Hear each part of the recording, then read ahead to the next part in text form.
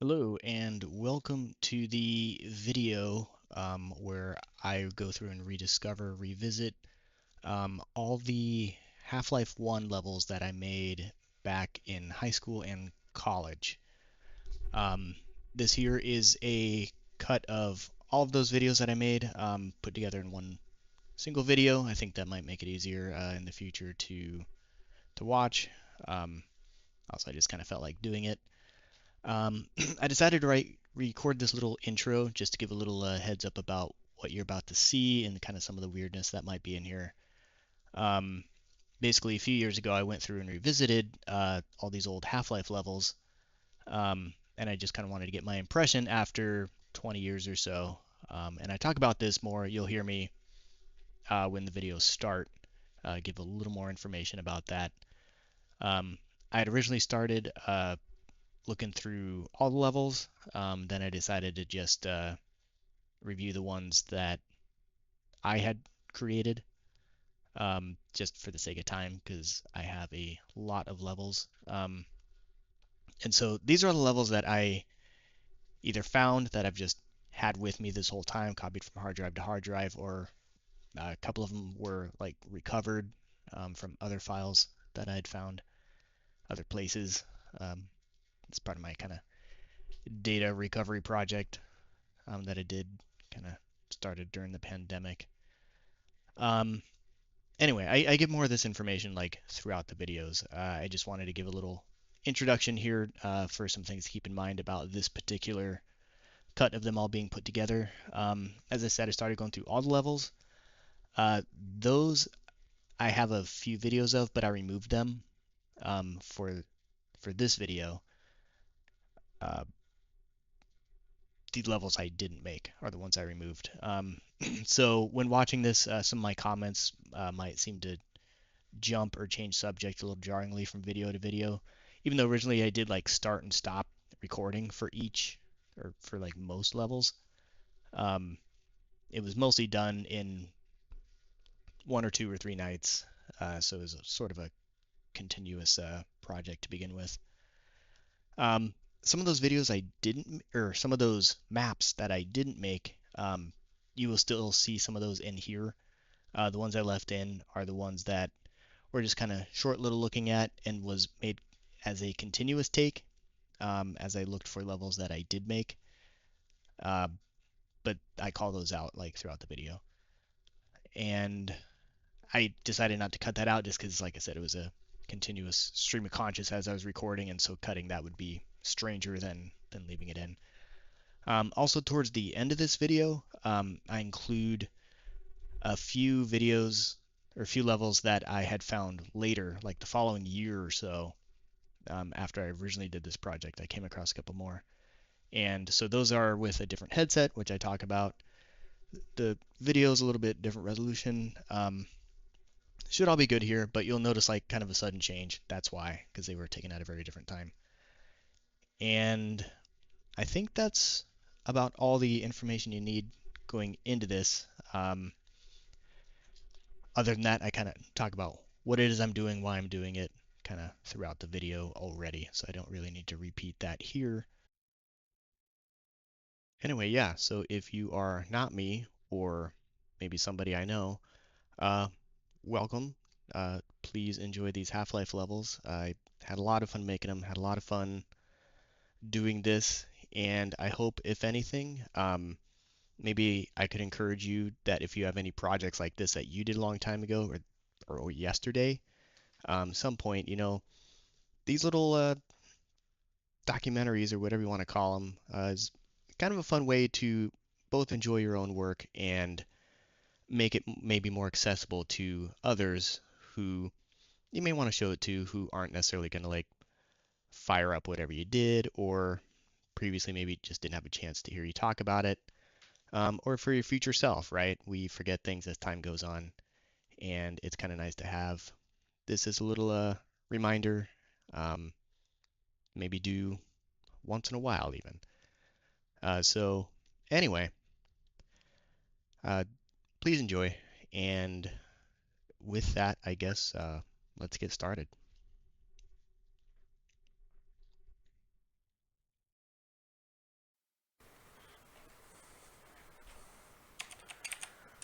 Alright, testing 1, 2, 3. This is a test of recording some of the levels I made back in the day for Half-Life. I'm going to check out the quality, check the sound and video, and see if this is something I actually want to do. So getting started, I will list all the maps that I've already copied into the maps directory. As you can see, there are a lot. Most of these came with the game itself. I need to go through and figure out which ones I made and also why they seem to be listed twice, or however many times they're listed. Maybe they're different, I don't know. Alright, I'm going to get started with one that I know is mine, which is Resolution Night. This was the first complete deathmatch map I made. It was fairly small in scope in order to actually finish it, and one I did play a few times with my friends back in the day. Alright, so starting out here, we are in the sewer part of the map.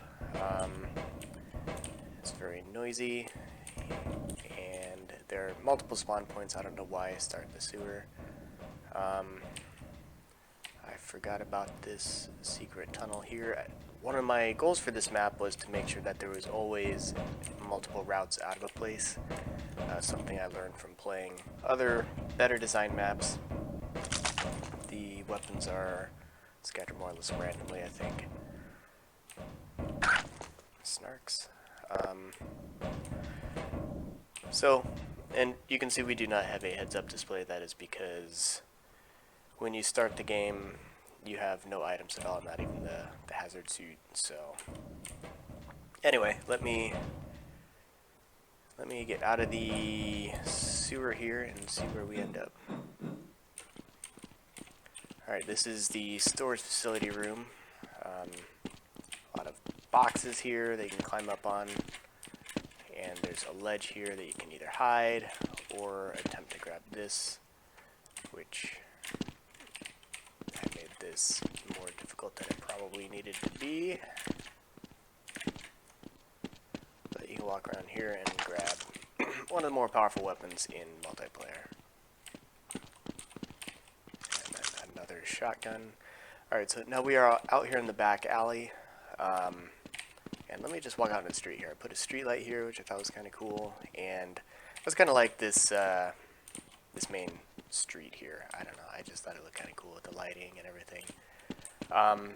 And for the record, the reason this is called Resolution Night is because, one, it is at night, and the dimensions of the map are one of the common resolutions. I can't remember off the top of my head. It's either 1024 by 768 units or something along those lines. Maybe 1600 by 1200. Hard to say. Anyway, it is a standard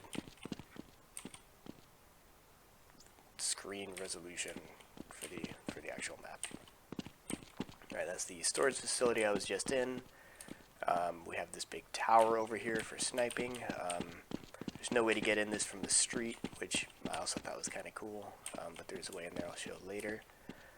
Just walking down the street, there's alleys in between each of the buildings. There's this bridge up here. None of these buildings are necessarily supposed to be anything, but they're still kind of cool. This is one of the main entrances back in the sewer. This is where we started. But anyway, I'll come back out here. So if we were to go in here, as you can see, you can kind of hide in some of these houses and attempt to, shoot things. There's a window here. Someone can come by, throw grenades, whatever. These very skinny stairs. These would be kind of hard to walk up in real life, I think. Might slip and fall a lot. And a light in here. We can kind of see out into this balcony thing, which, again, there's no way to walk out there from here, but I thought those kind of features were kind of cool. So you can still hop down here, grab the grenades from the assault rifle, and reload your gun. Alright, let's do that again. We'll come back up here, we can go back up to the roof, and from here we can jump over to this other building. This is the long jump, but I do not have a hazard suit, so I guess that means I can't take it. I have this to kind of protect you from any snipers that may be up there. Good shot. Yeah, then you can take this bridge over here, and this continues up to the roof here. Some ammo, and this is one of the higher spots in the ground to kind of combat the. There we go. Let's hop down to this other roof. Take some damage. Pick up some shields for hazard suit that I do not have. Again, I put some more barrels here just so you have something to hide behind, so you're not completely exposed when you're up here on this roof. You come in here, you get one of the other more powerful weapons in the game, the revolver. Alright, so if we go into the ground floor here, we have some of these things. Let's see, this does not do anything. Here we go. You die, 138. Don't know what that means. And we can come back up here where we first entered the building. Alright, so we can go back up to the roof. Go to the roof of the storage facility. Again, we don't like that sniper, so we're going to do a really bad shot there. And you can get on top of the light, of course. Well, I used to be able to. And then the final building up here is this one, where we have the assault rifle, this kind of little counter that you can hide behind, and of course a back exit. These up. There were additional doors. I closed off some of these just because I didn't want everything completely open. Like I said, I wanted multiple routes out of places, but I didn't want, you know, just everything. I wanted there to be still some kind of route reason. Alright, so if we come back here, we can get back into the sewer. I guess there's a ladder back here too. That's kind of cool to get up here. Alright, so if we go in here, go back into the sewer, we can go over to the tower. So this is going up that sniper tower that we saw, and this is probably the best weapon. Bounces around a little bit with the right angles. You can charge it up, do a lot of damage. For some reason in deathmatch, if you remember, sometimes just like a quick shot like that would be enough to kill. Not sure why, but let's see, and you can jump out of here, which will almost definitely kill me. You can climb back down fairly safely. One last thing I wanted to look at about this map, since we've seen about everything else, if I go back to where we spawned, if you remember, there's this secret passage here. Let's figure out where that goes.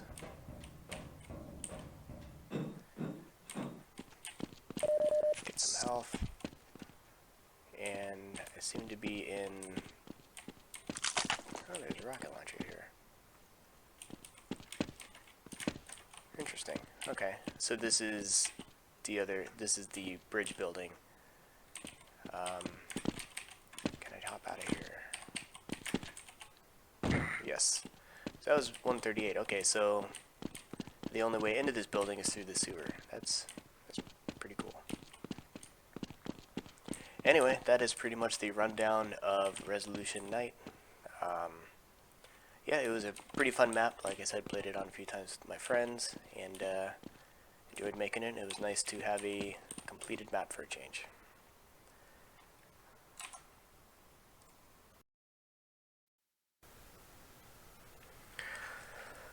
Alright, this video is to record Resolution 2 Night, the deathmatch sequel to Resolution Night. So we can start by looking at all the maps. Start with an R, which is a lot. And we have Res 2 Night. Curious why there's this one here too. I'll check that out at another time. Alright, map Res 2 Night. Let's get started. Alright, so similarly to Resolution Night, this is a city street scene. And again, the dimensions are another common resolution. This would have been bigger than the previous map, so this is likely 1600 by 1200 or something along those lines. Anyway, we start outside some buildings. We can take a little walk around the street here. And I believe this map, what's considered done, looks like it's maybe missing some details I'd probably planned on adding, like signs and extra boxes or whatever. But anyway, it is more or less layout complete. Again, there are multiple buildings with alleys behind each of them. I've got the same street light as before. Have some grenades.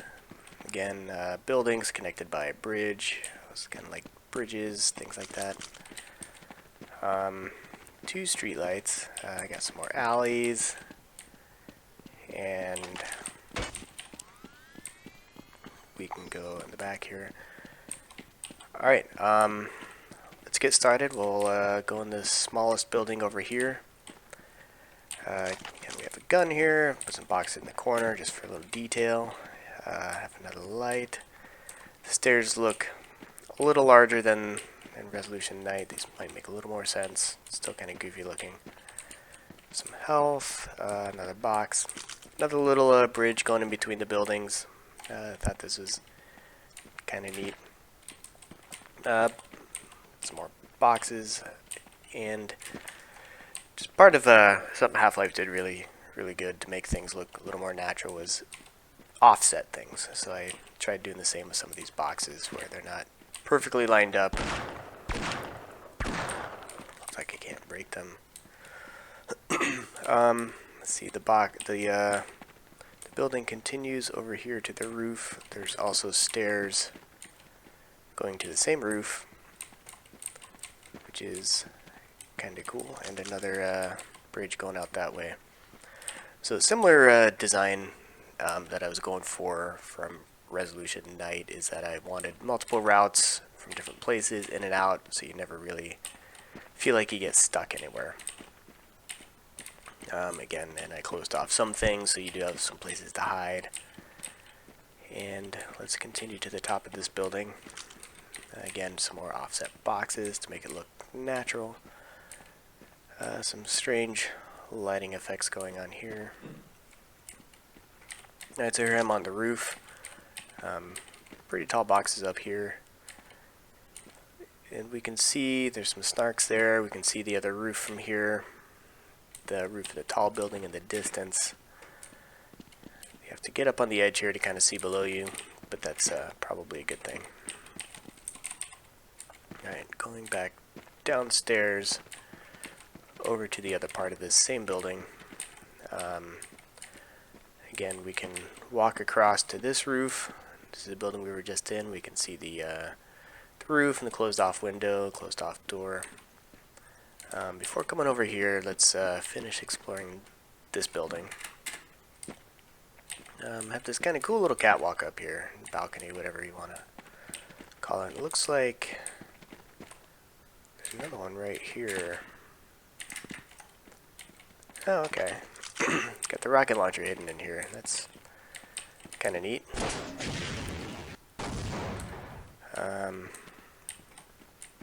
I'm not sure how a normal person would supposed to be able to get into this room, but it's not important. This is deathmatch.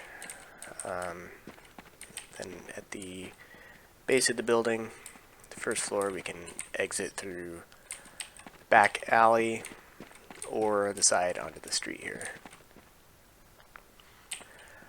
Okay, now let's check out this building, which at one point is probably going to have a sign or something on the outside, because this is supposed to be like the grocery store. Really enjoyed making doors.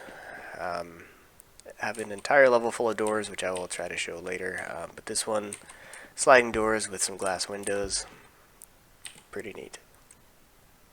Alright, so we have the customer exchange, I guess.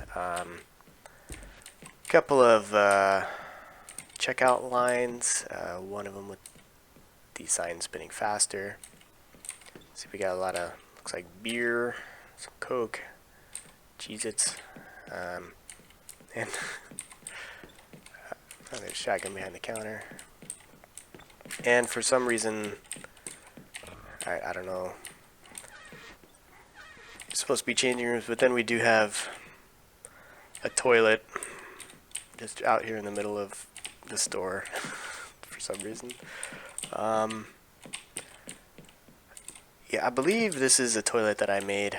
I was probably very proud of this. Alright, let's see. Oh, we got some rockets and stuff back here. We can go into, okay, here's the real bathroom. I don't know if that's handicap out front or I don't know what's going on here. Then we have a mirror. This was a common trick in games. You have some that looks like a mirror, but it's actually not. It's actually just the other room. But so if someone else is playing, we'd be able to see them through this mirror. And this doesn't open. We can get in here, and that's where the rocket launcher, or another rocket launcher, is hidden. Cool. Anyway, again, very realistic. Sink and faucet there. A lot of bricks, very brick building. Alright. Looks like there should be a way to get up here, or just grab it like that, I guess. Not totally sure how you're supposed to be able to get that. Maybe that's what this toilet is for. These doors only kind of work. Well, maybe, I don't know. We have the back room here where it's a store, so obviously they have giant servers doing lots of computing and who knows what else, and very few supplies. This goes up to the roof. We have another server here, and there is a hidden little storage back here for some satchel charges, some health, and then there's an invisible ladder so you can actually get back out. I always like this floor a lot too. I thought this tile, this kind of marble looking, was a really neat texture, so I use that one a lot. Servers are fine. So go up here. It's very dark for some reason. I guess you could hide here. That'd be a good hiding spot. I don't think I ever actually played this one with anybody else. I don't know if it was just never finished on time or just didn't have enough LAN parties, but I don't remember actually playing this one. Anyway, remember the bridge going back to the building we explored earlier. We are now on the roof of the store. Yeah, we got a bunch of boxes here. We can climb up and try to climb up. Of course, I made it tricky because why should anything be easy? And again, I am in normal Half-Life mode, so I don't have some of the things you'd normally start with in Deathmatch, and I'm not sure if any of the physics were different. Maybe you could jump further, run faster. You could definitely take more fall damage in Deathmatch than the actual game, which is... I have to be a little careful out here. For example, there are some snarks there. I'm not sure I could survive that jump. But anyway, we can hop off the building. Can't pick up shields because we have no hazard suit. And we can go inside this tall building, which first floor, not much here. Guess I'm a little less dangerous. And then the second floor is kind of this big open area, which is very Killbox style. Back in the day, there were a lot of maps people would make called Killbox something. They're basically just big open areas with some ledges and weapons, and you could just kind of fly around shooting each other. So it's kind of a miniature version of that.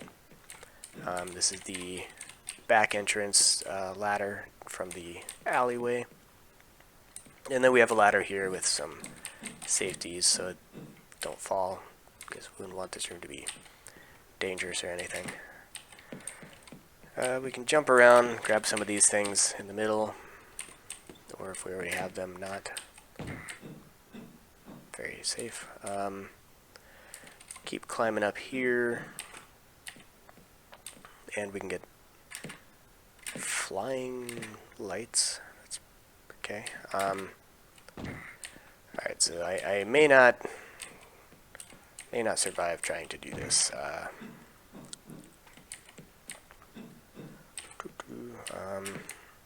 Alright, so I have the Gauss rifle, and yeah, so this is something that may not work in non-deathmatch mode, but you used to be able to fly up. Yeah, I can't Gauss jump. That's kind of a shame, because normally you could jump up and get through the roof. That's also how you would kind of secretly get on top of these lights. Let me think.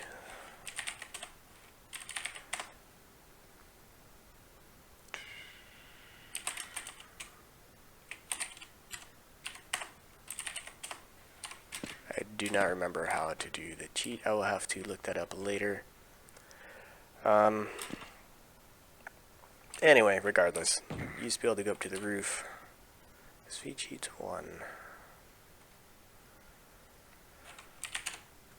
No clip. There we go. Alright, so pretend I Gauss jumped up here. And here I am. Alright, so this, normally you'd be able to like jump up to get to the roof. I'm going to have to look up how to turn on deathmatch mode. And there's some more rockets up here, and you can see, well, off into infinity in that direction. Most of the rest of the map here. Shoot people. This does have a little bit of kick, but we have some health here. You can actually go in here. That's kind of cool. Alright, Snark's up there. Snark's on top of all the lights, because of course there are. Yep, that worked about as well as I expected.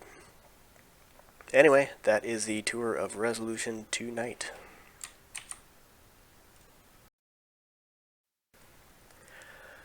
Alright, going through the maps I have saved for Half-Life.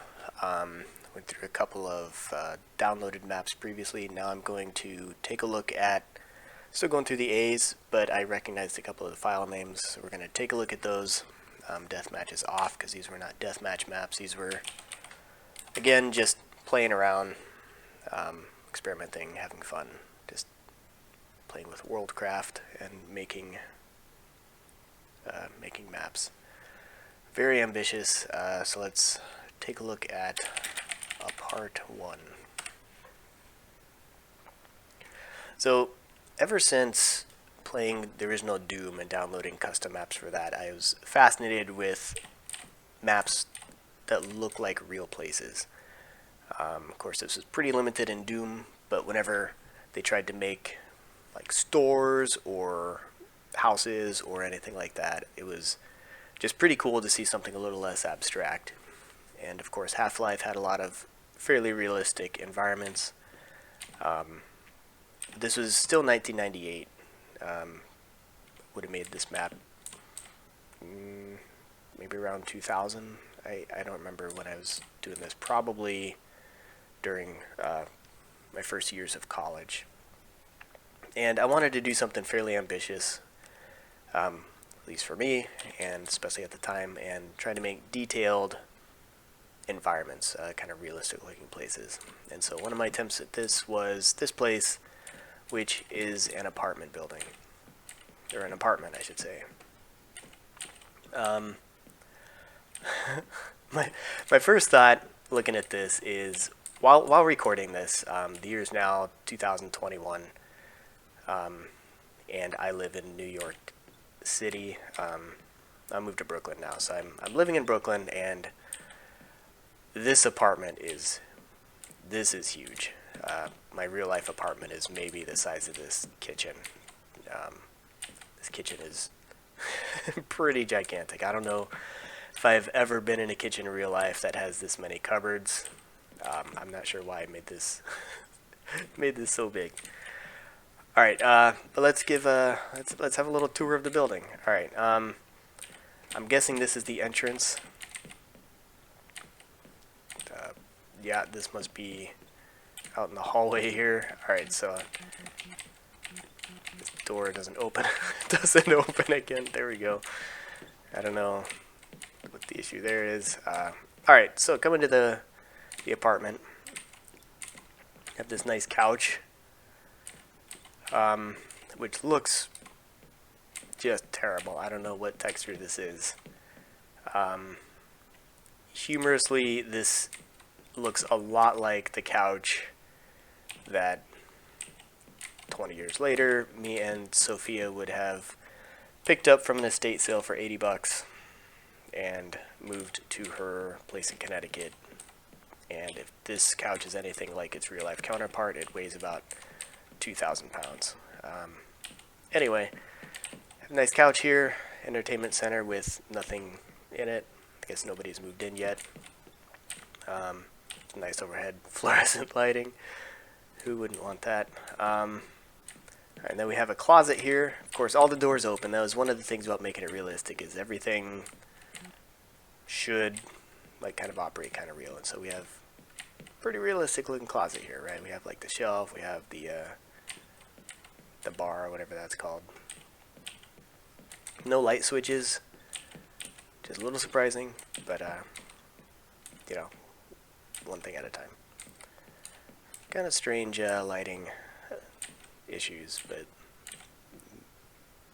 oh well. Alright, and we have this kind of cool open kitchen kind of counter. You can look through there, little bar top. We have our millions of cabinets. We have a stove here which does open. Look at that, nice oven there. I don't think this bottom part opens, but everything's very squeaky, just like real life.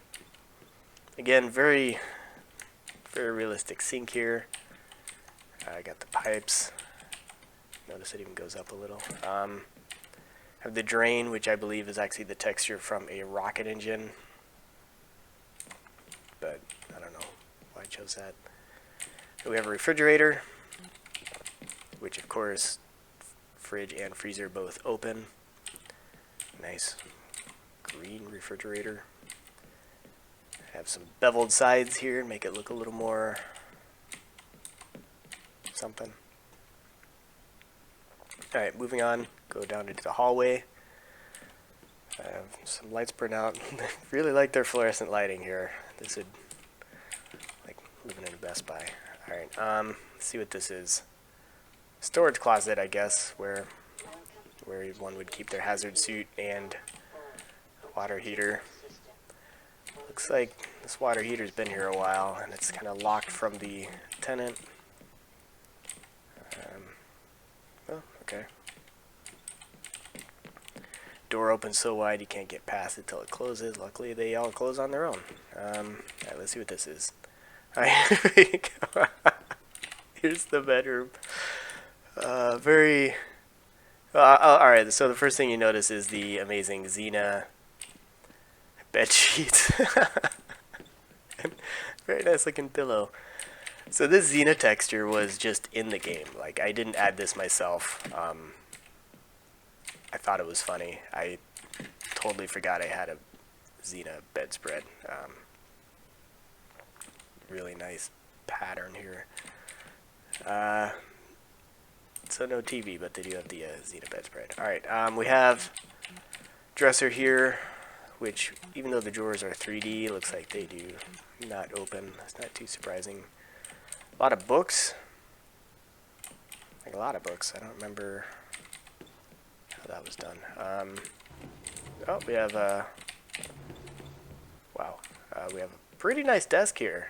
This is pretty real. This is used to have a desk that's probably kind of like this. Had like the little slide out for the keyboard. I don't think mine is quite this big, but the computer there.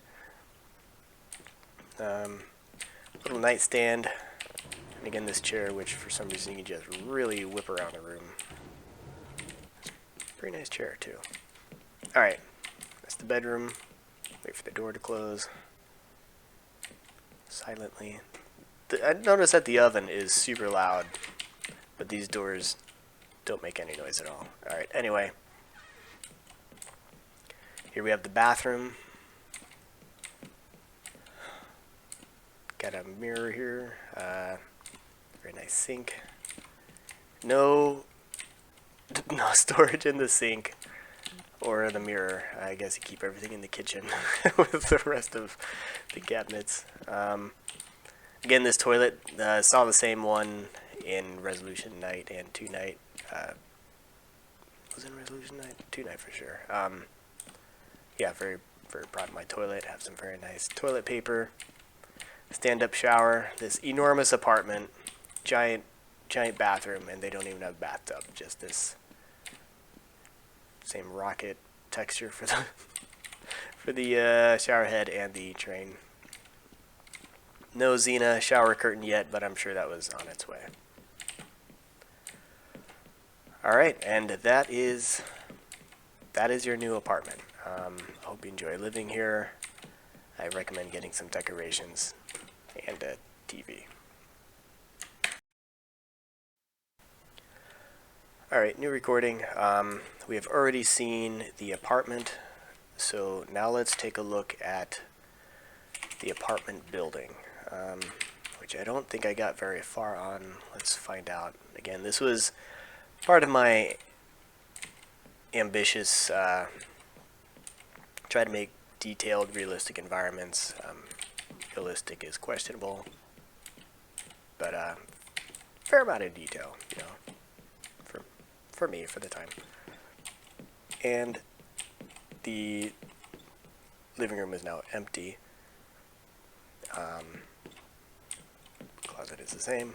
Alright, but now if we go out into the hallway, see there's actually a hallway here with no lights, and there are lots and lots of apartments, and they are all unfurnished.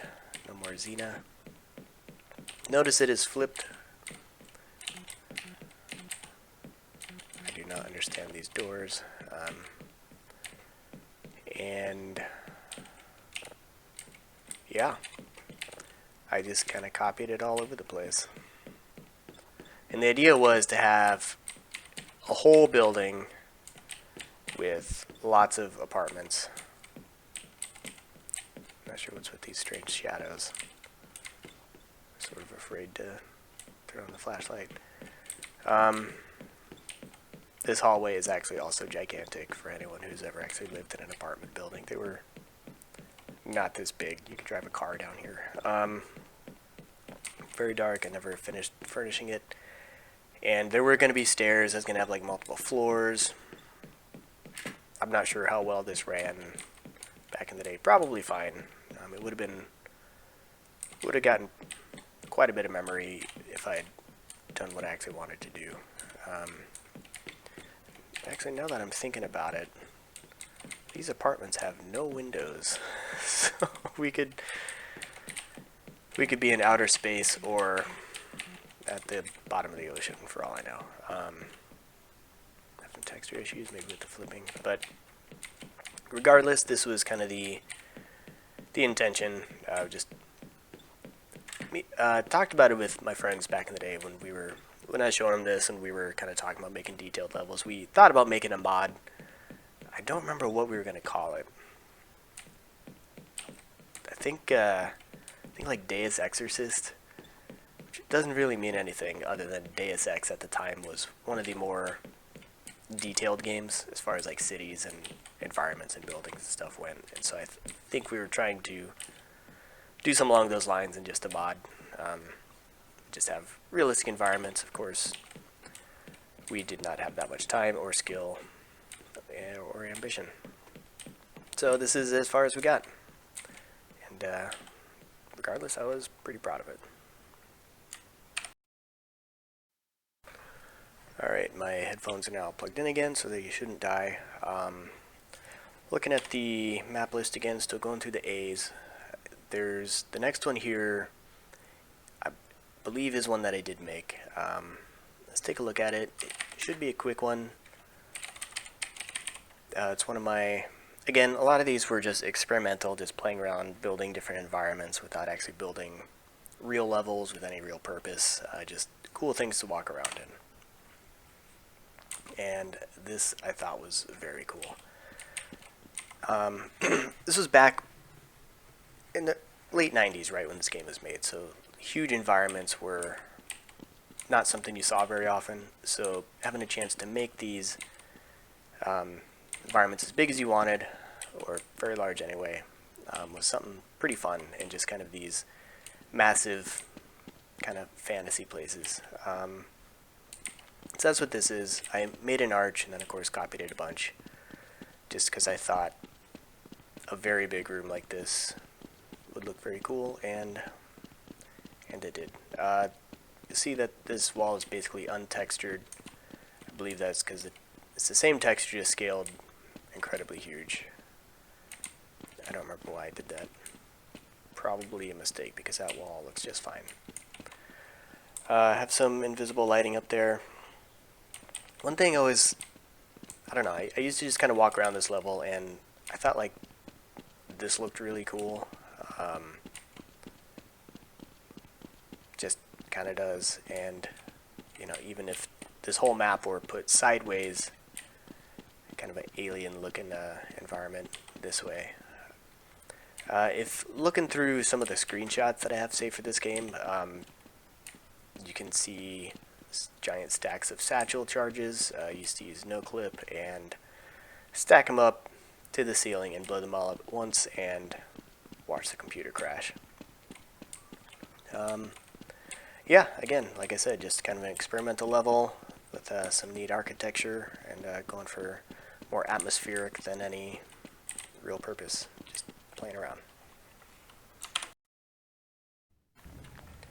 Alright, continuing through the bees, just finished up with Bash. The next couple of maps listed are in all caps, which makes me think maybe they're ones that I made, because for some reason those got saved that way sometimes. So let's check out basic M1.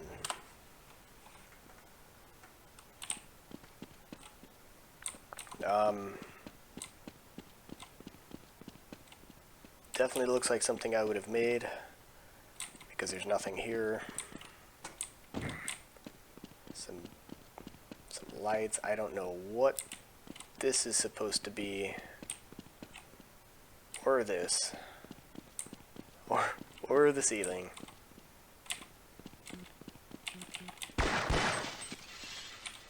That was breakable.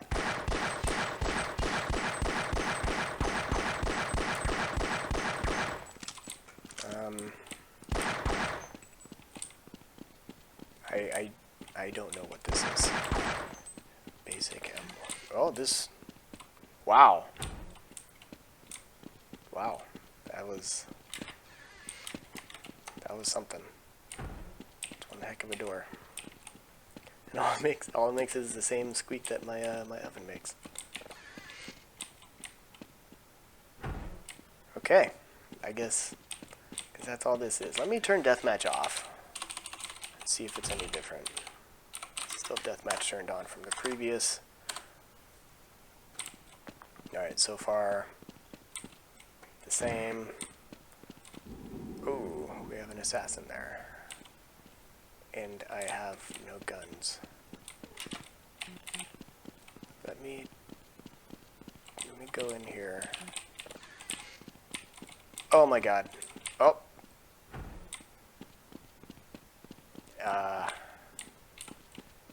I didn't do that. That assassin should look where he was going. So there's a gargantua in here. And I don't know how to open up the door again.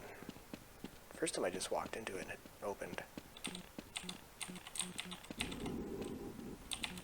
Yeah, you can hear him.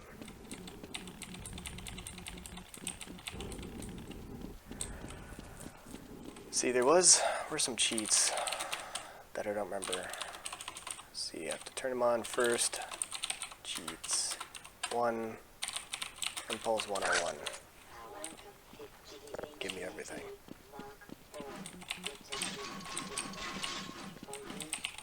I don't know what the point of this building here is.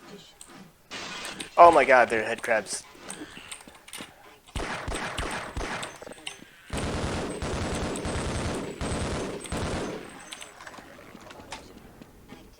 This is a lot more dangerous place than I expected. I don't know why this doesn't open now. Oh, there we go. Does he see me? He was about to do something. Alright, let's see if we can kill him. If we can figure out a reliable way to open up this door.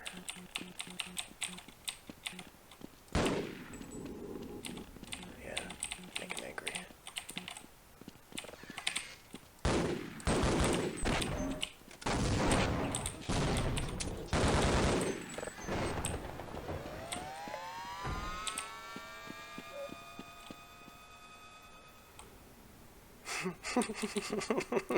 Alright. Yeah, that's probably enough of this. Moving on. Let's see, that was basic M1. Whatever that is. Let's see if oops. Let's see if BD Arena is also one that I made. The answer is no, I did not make this one. Alright, we finished up the Bs, and now we're going to take a look at the C maps. C maps were a lot of the built-in Half-Life maps for the actual campaign. So there are a lot of them, and especially since for some reason it is listing everything multiple times, we have a big list here. But of course we're not going to go through all the campaign maps, but we can see that C0 is where it starts. So if we come down here, C0. So we can skip all of those. And the next one is Camtest. That definitely sounds like something I would have made. So I'm going to turn Deathmatch off. And let's see what it is. Alright, so it's a big empty room with Barney. And I'm still not sure this is the original textures. Well, that target range time is going to pay off today. Okay, why not? Didn't want to die alone anyway. Alright, and then he... Oh, interesting. Okay. So run over here, and then trigger some sort of camera. That's right, because when you're making the maps, you could set up these events, and I don't have anything to show where that is.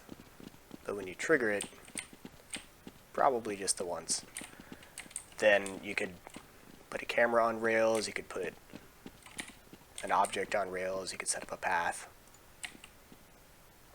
and kind of set up cinematic events that way, which they didn't actually do in the game. In the game, everything was like in player, which is one of kind of the revolutionary things that Half-Life did as far as like storytelling in a first-person shooters. It didn't have cinemas, it didn't take you out. There's still quite a bit of story, even though Gordon Freeman doesn't actually talk. Okay, I'll wait here and help anyone else. You make him wait. Black Mesa badge. You have to take a look at these textures, but yeah, I guess this is very basic, and that is all that is here. So I'm going to skip a couple just because I know that they are not mine, and I'm going to go to City Test, which, if it's the one I'm thinking of, yes, it's very cool. A fellow scientist. Yes, a fellow scientist. Alright, so here's my city. Wait here I'm for going a to move while? away from him so he'll shut up.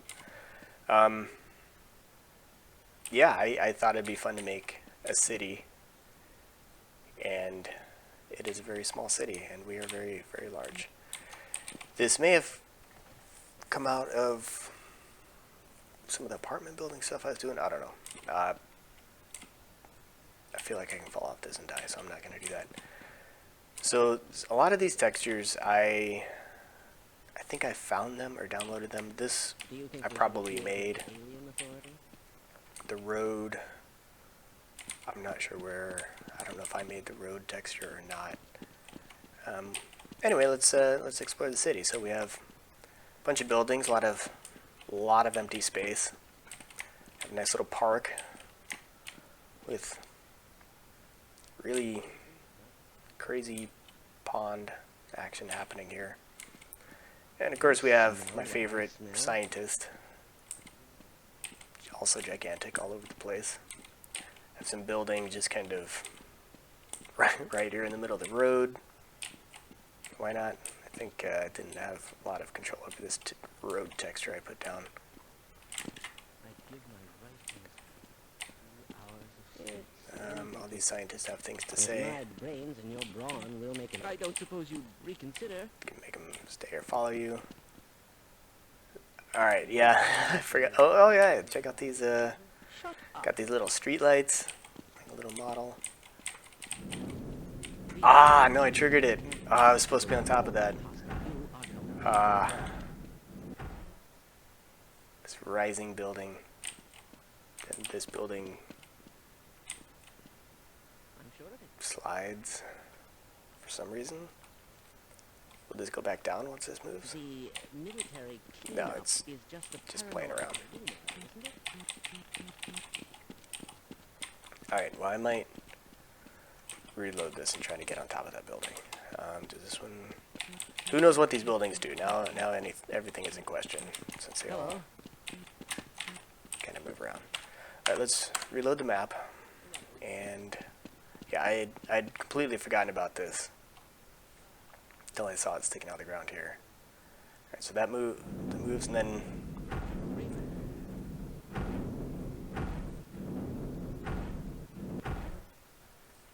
why it does this, there's no reason. It's just playing around. But now we can see the whole city, including the 4 streetlights.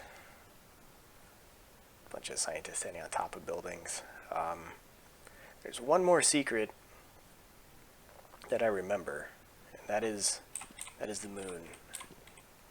Not that moon, this moon. Alright, so if I turn on cheats, which I guess they're still on, turn on no clip, we can rise up into the sky, go check out the moon, and there's another scientist up here.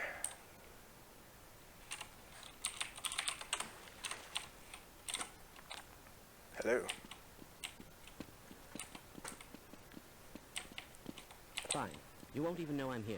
Alright, let's get him to follow us. Come This is on. As far as I go. He won't follow me down here. Probably for the best. Anyway, that is my city test. The scientist still talking.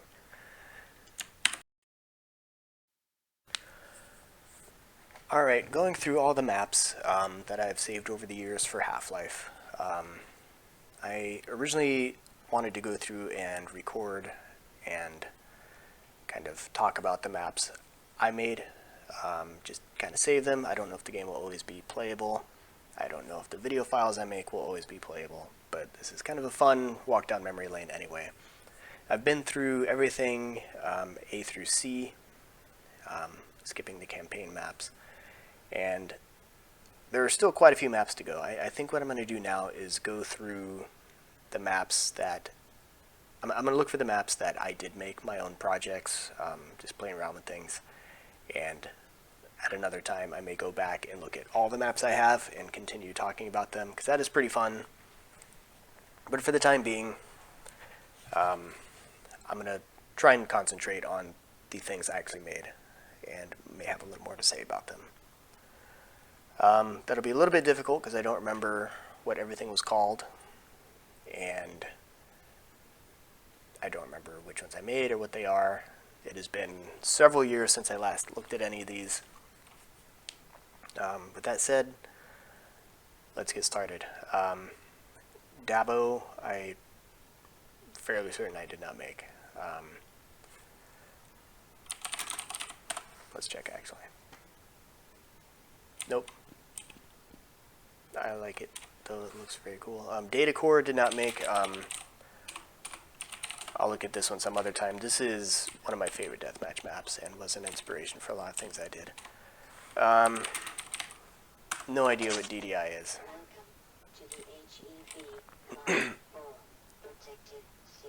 Okay. This is... Alright. So... Hello. Access granted. Okay. I will get to this later, because this is another... It's kind of goofy map. I didn't make this one, but this is a lot like the ones I did make, where you basically just murder scientists because it's funny. So again, it's not deathmatch, it's just playing around. Alright, let's, I believe most of the all caps ones are mine because for whatever reason they saved that way. So let's check out DFacil. Okay. Yeah, I definitely made this.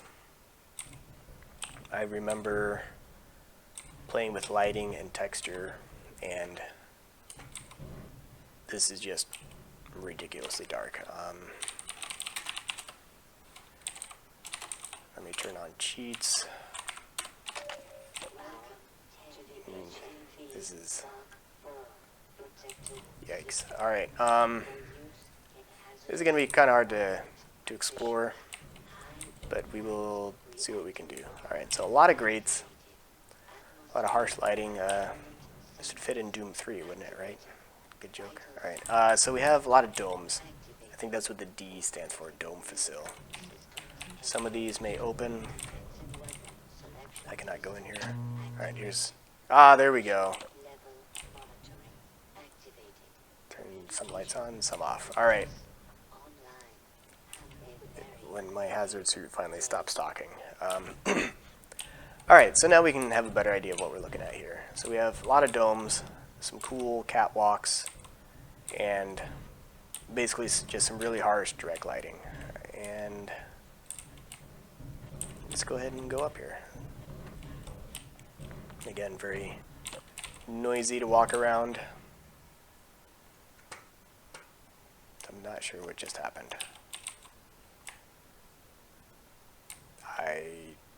I guess I have a teleporter. Alright, going back down.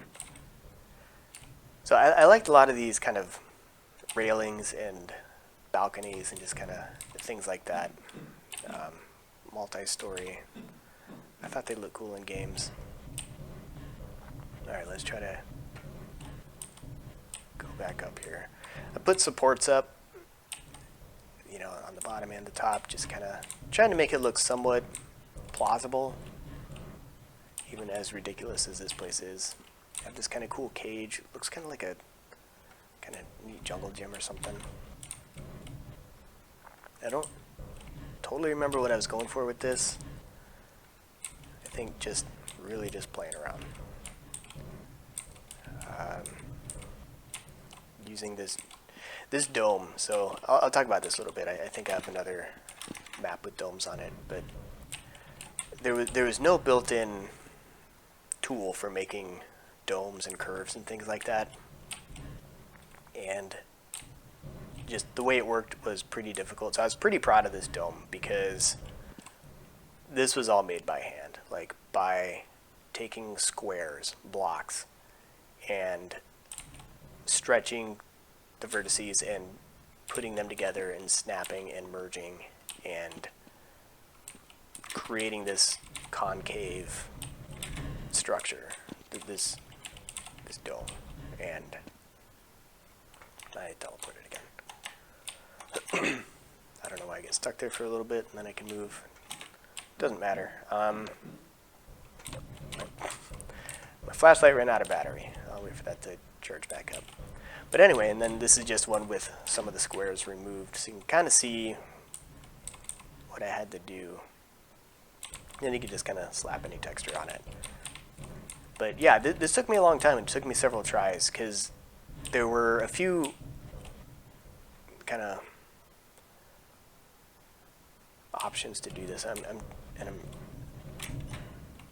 stuttering because I'm having trouble to remember. I know Cliff and I tried a bunch of different things in Worldcraft and making Half-Life levels, and a lot of what we did would involve carving.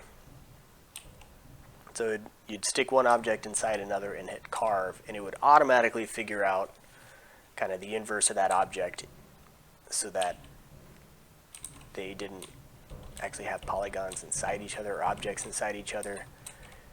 And that was a dangerous tool because it created just all kinds of problems and just really high polygon count and things that just ran really terrible. Which is why I painstakingly just made this completely by hand without using any carve or other weird operations. Anyway, that's Dome Facil. So let's check out Dome Room, which I'm assuming is a little bit simpler. Yes, it is. Oh yeah, and we're spinning. I do remember that. So here's the dome I created. Oh my god, I've already fallen out. And I put one on top of the other, flipped to make like a big sphere, a little polygon sphere, but a sphere nonetheless. And it's Half-Life, so of course it's spinning around for no reason. And get kind of dizzy staring at it. But again, I played around with this object quite a bit. And that may be all there is for the Ds. So, moving on. Continuing looking at some of the maps I made years ago in Half-Life. Moving on to the Fs. See, we have some fog tests. Some of these I definitely made, and I don't know if I downloaded some of these others just to kind of see how it was done. But let's take a look. Fog test. Yeah, this is one that I made. And so, yeah, going for an atmosphere kind of feeling. Half-Life didn't have atmospheric effects like fog. The N64 did, out of necessity. But you can get some pretty neat effects with things like that. So I was trying to figure out how to mimic fog, just to add atmosphere to some of the levels I was making. Because I wanted to make a lot of like single player kind of mod type levels. Which, anyway, so the way this works is just transparent object, just a really big object.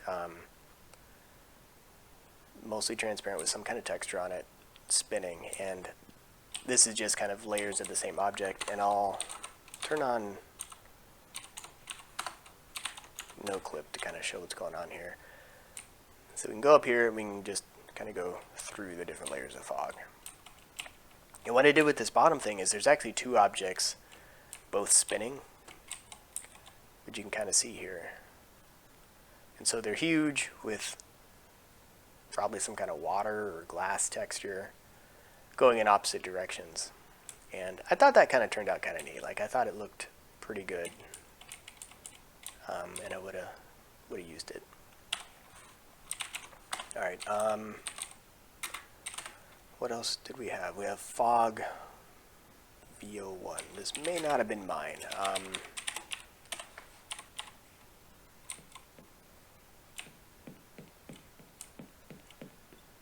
This is pretty cool fog here.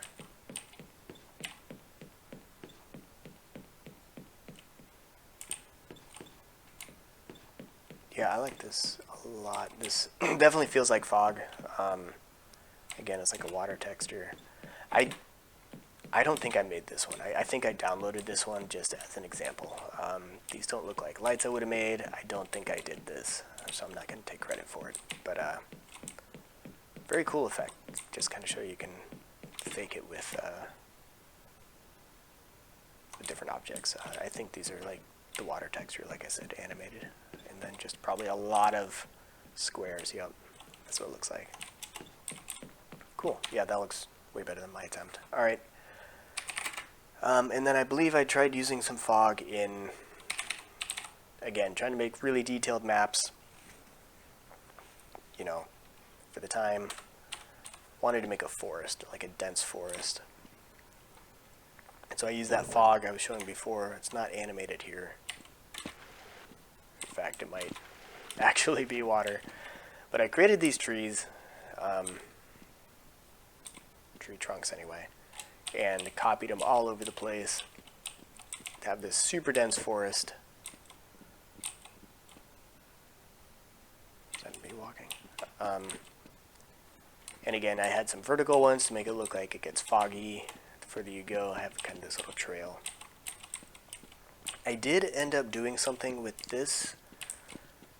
I don't know if this exact map, you can kind of see at the seams, it's not perfect, but would have taken some playing around with, but it's a kind of a little trail to get through the forest. Yeah, and like I said, I did do something with this later, which I will get to probably soon once I get to the alphabet. I don't remember what it was called. Trying to make a little adventure. But yeah, I thought this turned out pretty decent. Again, there are like some seam issues, but for the time, this would have been a pretty dense forest, lots of cool fog, except you can see through whatever I got going on this guy there. Probably just copy-paste issue. And that is all the fog. That's all the Fs. Okay, trying again. Looking at the H maps, the first one I attempted to load crashed. Hexort looked like it was a Team Fortress map, so I don't believe that would have been mine anyway. Alright, let's check out what hid door is. Oh my god. Okay. This is definitely mine, but it was not supposed to be loaded this way, so we'll be getting back to it. Alright, instead, let's look at Hop. This is kind of an interesting map. Hop was named by Ryan. It stands for House of Pain. Super creative, I know. And this map, let me just check real quick, because we have Hop and Hop C. I don't know what the C stands for. It looks like somewhat different. Alright, let's run around it real quick. I have a lot of these columns. I always thought columns looked really cool in these games. But the interesting thing about this map, which I'm going to say here because I will someday forget this, is this was inspired by a dream that I had. Because when you play Half-Life and Deathmatch and TFC 20 hours a day, you start having dreams about it. I'm going to turn cheats on so I can get out of here. And yeah, so I had a dream I was playing some Half-Life or some TFC or something, some map, and this was the general layout of it. Probably not this spinning, annoying thing. But yeah, just kind of mostly this general inner area. Let's go back to Hop and see how it's different. It looks like I didn't get very far in creating this.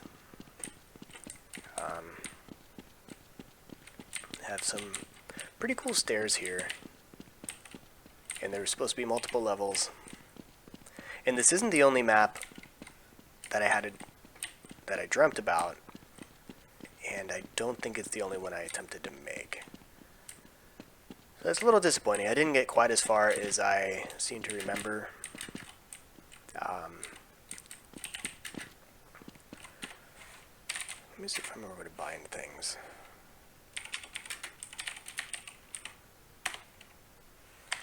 Didn't like that. Bind, semicolon, no clip. Bind.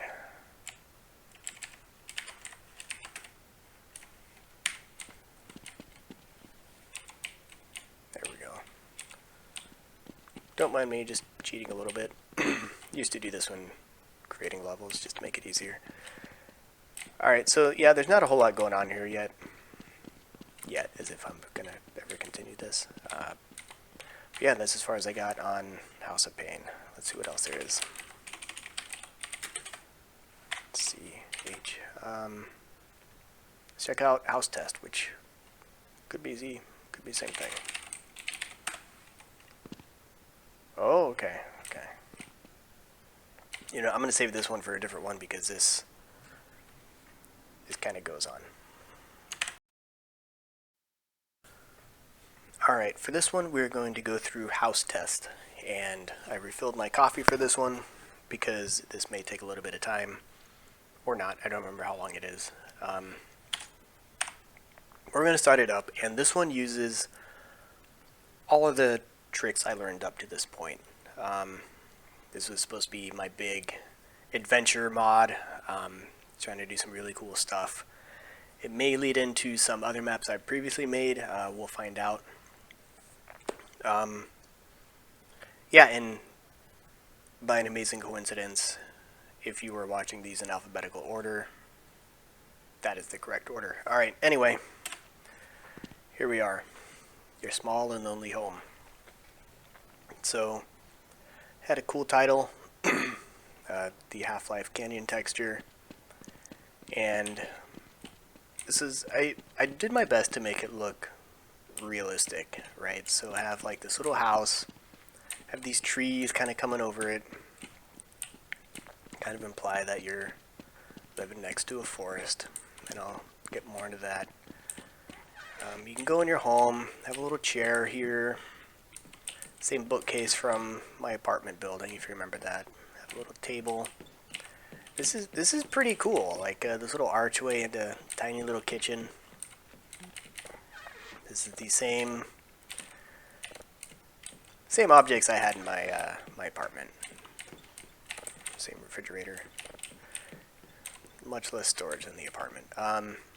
This is actually a lot more realistic sized, honestly. Second story, this is pretty cool. Attic bedroom. Got more fluorescent lighting. There's no window up here, but have the same furniture I had from the other building, and no more Xena bed sheet, but I'm not sure what year this is supposed to take place. I got a refrigerator though, so anyway. So come out here, and I believe if I walk over here,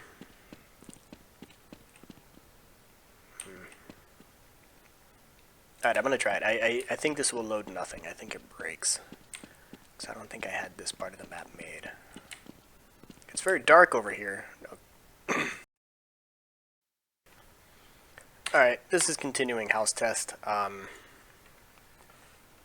It did crash when I tried to load pre-house, which is not even a level, as I thought it might. Alright, back to my home.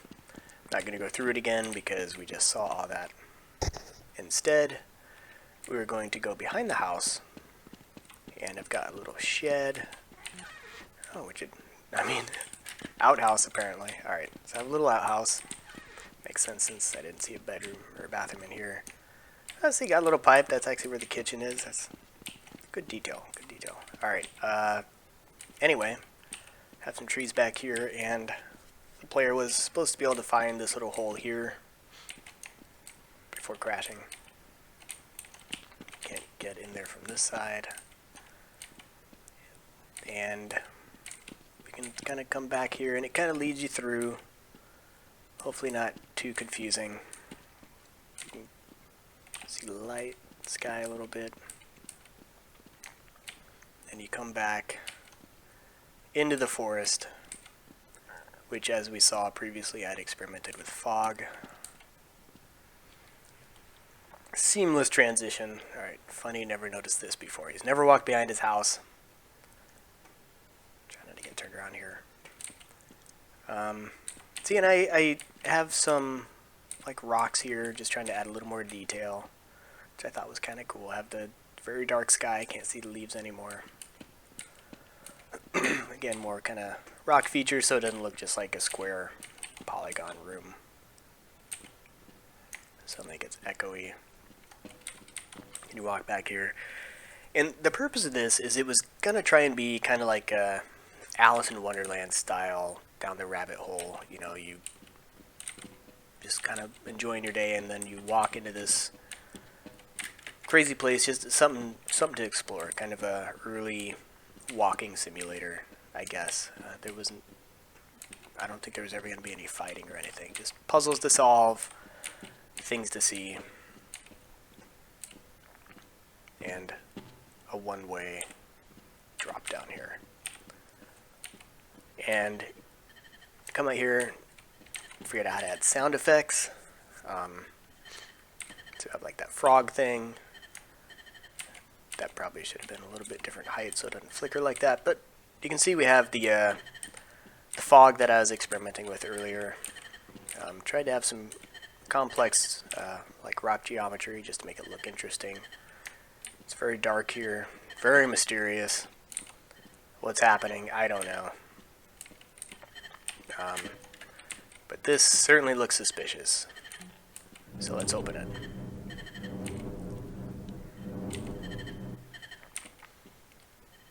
And now we don't know what we're going to find down the rabbit hole.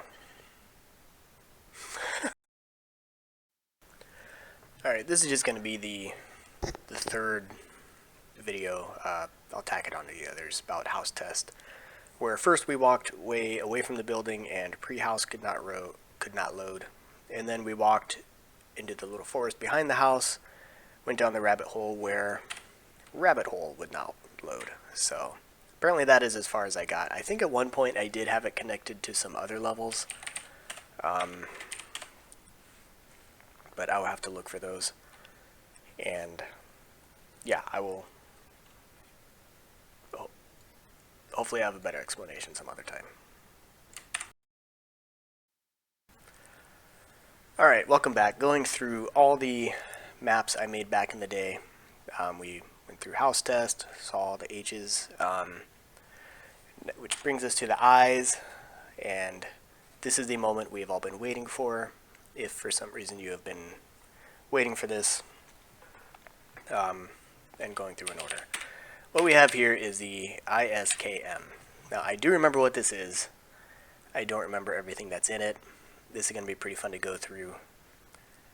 So let's get started. Oh good. Excellent start.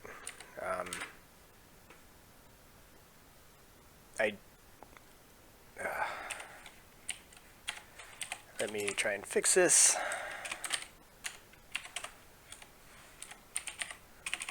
No clip.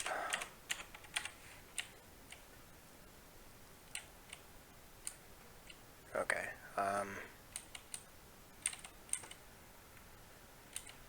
This this may not be what I think it is.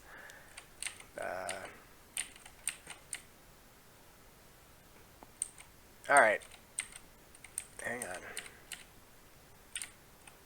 How do I... Oh my god. This is not a complete map. Did it used to be? I think so. There may be a separate version. Definitely a different floor.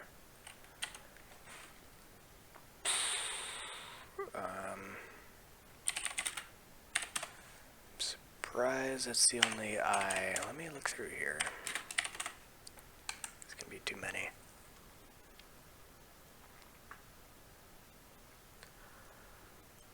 I wonder if it's under N. I'm gonna skip to N.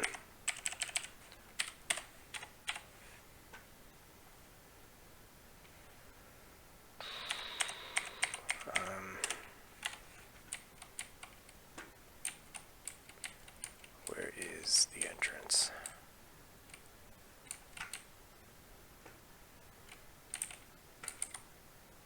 Okay.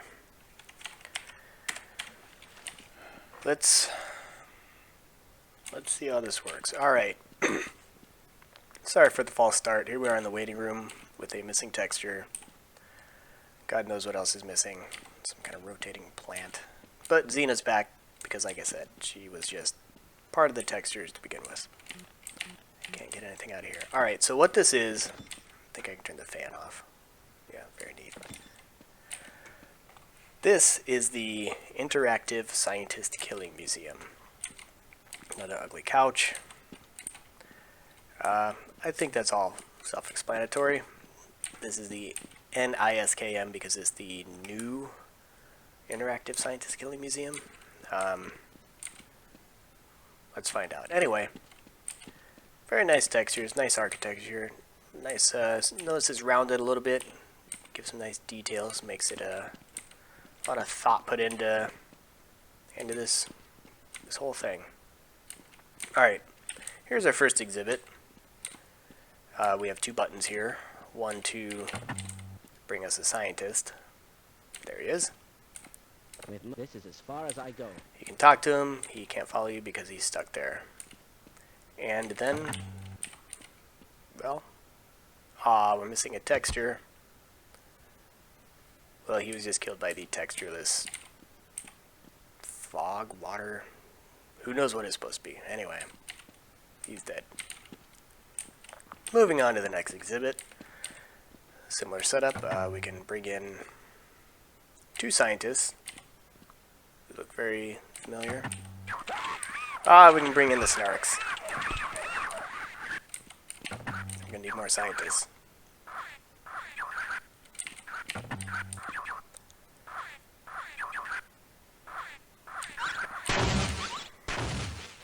And snarks do eventually explode. Ah, there's one. Oh, there's another. Turn off the snarks.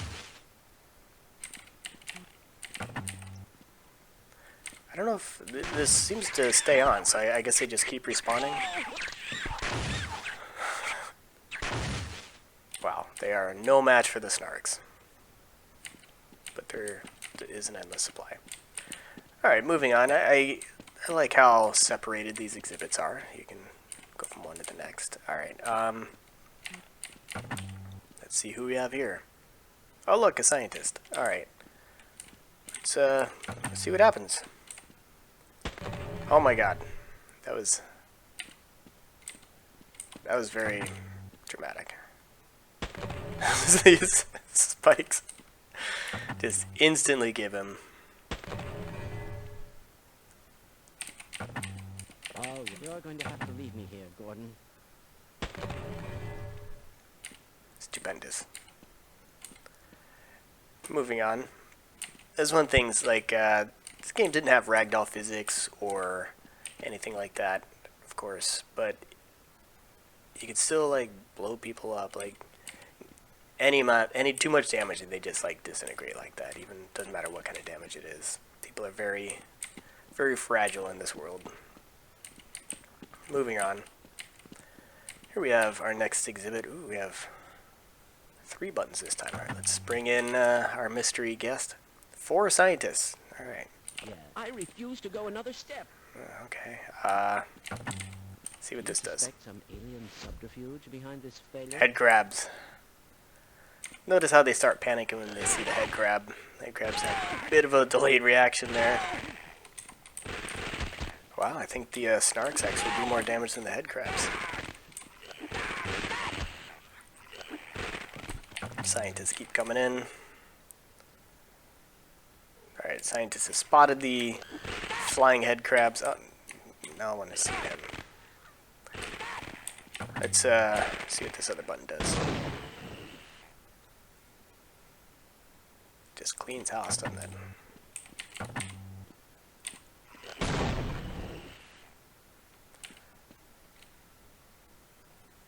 I don't know if I can turn the head crabs off. Oh no.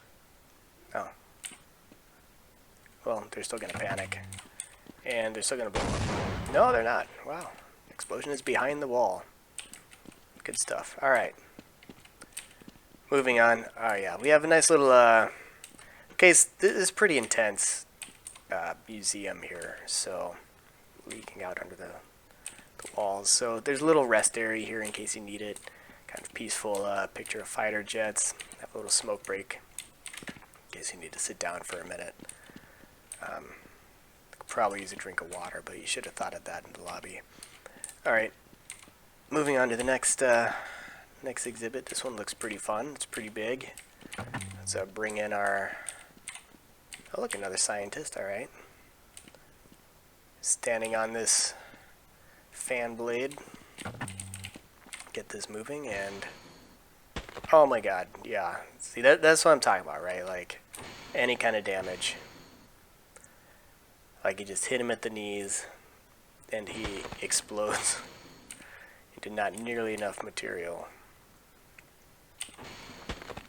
Oh, took him against the wall that time. Not sure what's triggering all this, but anyway. Sucks to be him. Alright. Another waiting area, because that one is pretty intense. You can throw up in here, I guess. Alright,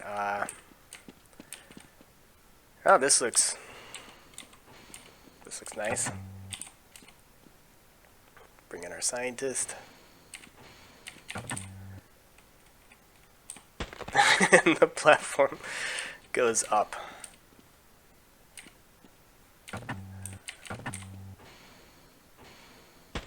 And again, as soon as he touches it, he like... These guys are like made out of the same thing Mega Man is made out of. Like, I don't know what it is. They just instantly explode. It's like, as gross as it is, it's pretty nice detail, like, in this game, where the textures and the decals, like the blood, like, it's even getting on this thing, and the light, and it's moving around. Probably made Half-Life a really good game. Just did some pretty cool stuff. And then we can use it for things like this. Alright, now we get into the unfinished part of the museum. Please stay with your tour guide. There's nothing to see here. And I believe that this is where the other map connects. So if we were to go back to this map and go up here.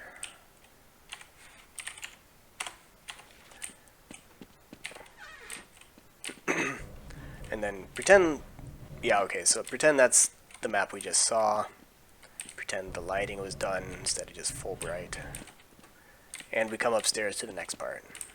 And here we have a bunch of exhibits where we get... Oh, hang on.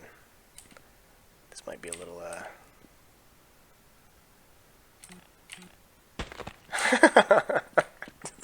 so stupid. He's just really slow. Doesn't even react. Then he blows up as soon as he touches anything. Hilarious. And these disgusting things from the game. Will they see him? He seems to be just fine standing underwater.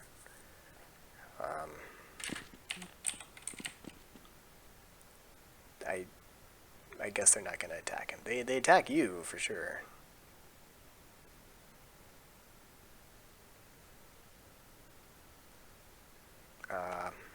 Alright, well, I guess... Not sure. Anyway, moving on. So, oh yeah, alright, so we got these turrets. They violently gun him down.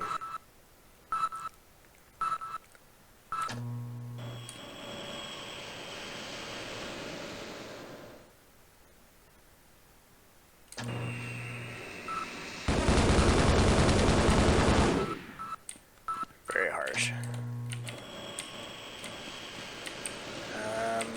May not be anything here.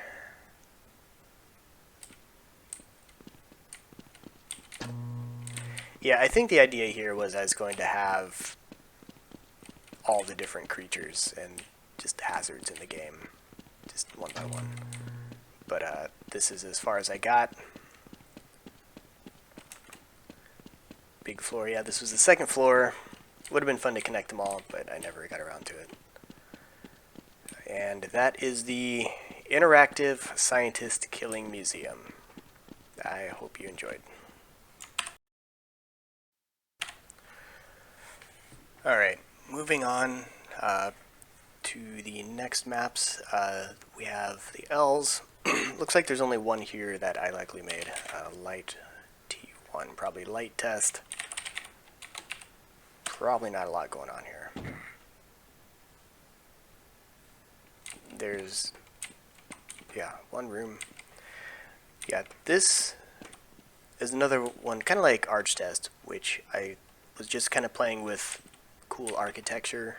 Doesn't really do anything, but I made this dragon. I was really into dragons, and this turned out pretty cool actually. And trying to play with the lighting coming through the dragon. Some pretty good light modeling in this game, which is part of what gave it so much atmosphere back in the day. And we can kind of see, you don't really get like the shadow of the dragon. I mean, maybe you kind of do. It's hard to tell, pretty dramatic, but yeah, neat little level.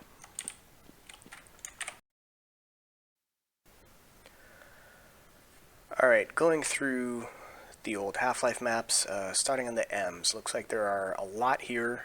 Looks like several of which I believe I did make. Madcap Manhunt, I don't recognize. I don't recognize MB Comp 1 either, but let's see what it is.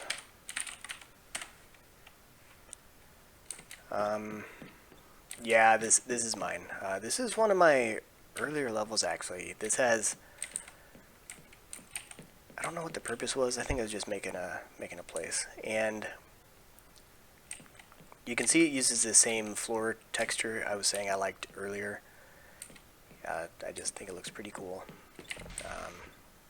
Oh, okay, this door opens, and yeah, this is one of the bigger maps I'd made. Got some cubicles. Yeah, this was an office building of some kind. Secure access. Gotta keep them in here, keep them in the dark. Programming. This was a pretty cool floor lamp. It didn't do much with the texture there, but there we have. I think I needed to work on my doors a little bit. We can sneak in this way.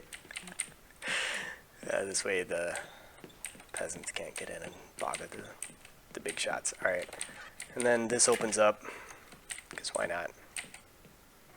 And got a pretty weird ceiling texture going on too. Looks a lot like the wall. I don't know, these floor lamps, kind of dark in here anyway. Didn't spend a lot of time aligning these textures, looks like. Can't wait to see what this door does. Something. I do have an entire level full of like doors that I played with. I'm looking forward to finding that. Like, something Cliff and I spent a lot of time on. Just doors are pretty fun. Alright, and then we have a glass door here. I believe this will take me up above. No. Oh, to the swimming pool, which, of course, there's a swimming pool. Regular door. This is actually pretty big. Has a deep end, in case you want to 20 feet deep. Water doesn't just the pool's so big, not even the water goes to the end. Alright. Big tiled room. I completely forgot about the pool room. These windows don't open. Like how that doesn't even shut. I don't know what's going on with some of these. Whatever. Alright. Let's go back into the main area. I don't know why there's this big old hall to get to it either. Alright. This... yeah, this will take us... this horrible ladder texture. Again, some weird geometry going on here. Get stuck on the ladder. Kind of this observation area here on the ceiling with I really like making transparent things too. So we have like this transparent concrete floor, so you can kind of see what's going on below you. Can you squeeze out here? Yeah. And somehow survive. All right. So this is where I walked in. Got that kind of flickering. I don't remember it flickering like that back in the day. But anyway, you walk in. You have this information kiosk with no entrance. Okay. Let's see. You have stairs, which will take you up to the second balcony here. Again, I did like a lot of vertical movement. These balconies, just kind of different levels like that. From here, you could probably jump in the middle, but then there's probably a ladder out of there. But I'll check that later. This nice textures. I guess takes you up to the third level. Now we have this cool green tile. You can see that middle thing. Again, I didn't spend a lot of time perfecting this level, looks like. Can jump in. Ooh, and it didn't kill me. Yeah, okay, so you can jump in here for whatever reason. Maybe this was supposed to be a deathmatch level at some point and have like hidden weapons in there or something. There's nothing here. Then we have the bathrooms. Alright, so this is... this room makes no sense. Sinks all have water in them, no first aid. The ceiling has water. Wooden toilets. Transparent walls, and they have to share a door. And you can throw grenades or whatever you want to over to the men's restroom. This rusty ashtray of a men's room.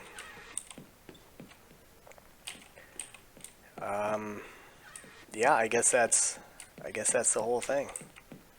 I don't remember what this was supposed to be called or what the deal was. It was fun to make though. Like, kept adding to it over time. All right. Going through the maps I made in the past, this is another one where I was going for a single player kind of atmospheric environment kind of place. This is Mirror Test, which was started out as a mirror test, which we will see, but then I added in some kind of other things. And so we can see it's got several doors. I believe it starts over here. I had this nice picture of a rabbit. I added this texture, just one I found on the internet. And this one does tell kind of like a story, and this is more of like a horror, kind of scary. That's, you know, see the blood. Anyway, I'll show you what I mean. So we come into the bedroom. Scary lighting, and I don't think there's anything in here. And you can see there's blood kind of trailing into the kitchen. The bathroom. There's my toilet again. Very proud of it. And here's kind of one of the tricks I was talking about with the mirror, where it's not actually a mirror. It's just the same room on the other side of the wall. Have some poison here for some reason. But here's kind of the disturbing part of this, right? Like, this is a bedroom. There's blood here. There's blood up here too. The idea was that some little kid was jumping on their bed, like cut their head open, and came into the bathroom. I don't know what happened after that. Probably died. I don't know where I was going with this. This, for some reason, I thought was kind of creepy, just having the bed facing the wall. Otherwise, kind of empty. Have separate fan and light controls. That's kind of cool. There's a pretty good lighting, actually. Like, kind of what I was going for. A bunch of empty boxes here. Don't know why every room has a ceiling fan. There's that bookcase again. Very brightly lit. And you come back here and short bed, boarded up closet. Don't know why. I think this is supposed to be like kind of an orphanage or something. I had a nightmare once where it was kind of like this, where there were a bunch of kids in like an orphanage and they were being killed, like kind of murdered, but kind of self-inflicted, and like it was really horrifying. And I think that's kind of what inspired some of this. But yeah, very strange. Again, I didn't do much else with this. Started out initially as just kind of a mirror test. In fact, I can... That is still on. Bind... I can actually go over here. You can see it's... Oh yeah, I even put this in the on the other side, so it's kind of believable. This door doesn't have a trigger, and there's nothing back here. But here's the whole layout. It's kind of neat. Anyway, that is this horrifying place. Alright, moving through the M's. There are a couple here that I believe are ones I was playing around with different textures and trying to make kind of realistic houses. Or maybe not so realistic if I remember what my house is. But let's take a look at this one. So here's one where I downloaded a bunch of artwork off the internet, and I was just seeing how it looked in-game. I've got this cool pyramid stairs with lights on it, lighting up the place. Very big artwork, kind of a museum-looking kind of place. Got some Escher. I don't know what most of these are, or where I would have found them. There's the rabbit from the house. This might open. It does. For secret artwork. I don't think any of the others open. No, they're all kind of 3D. Oh, there's one on the ceiling.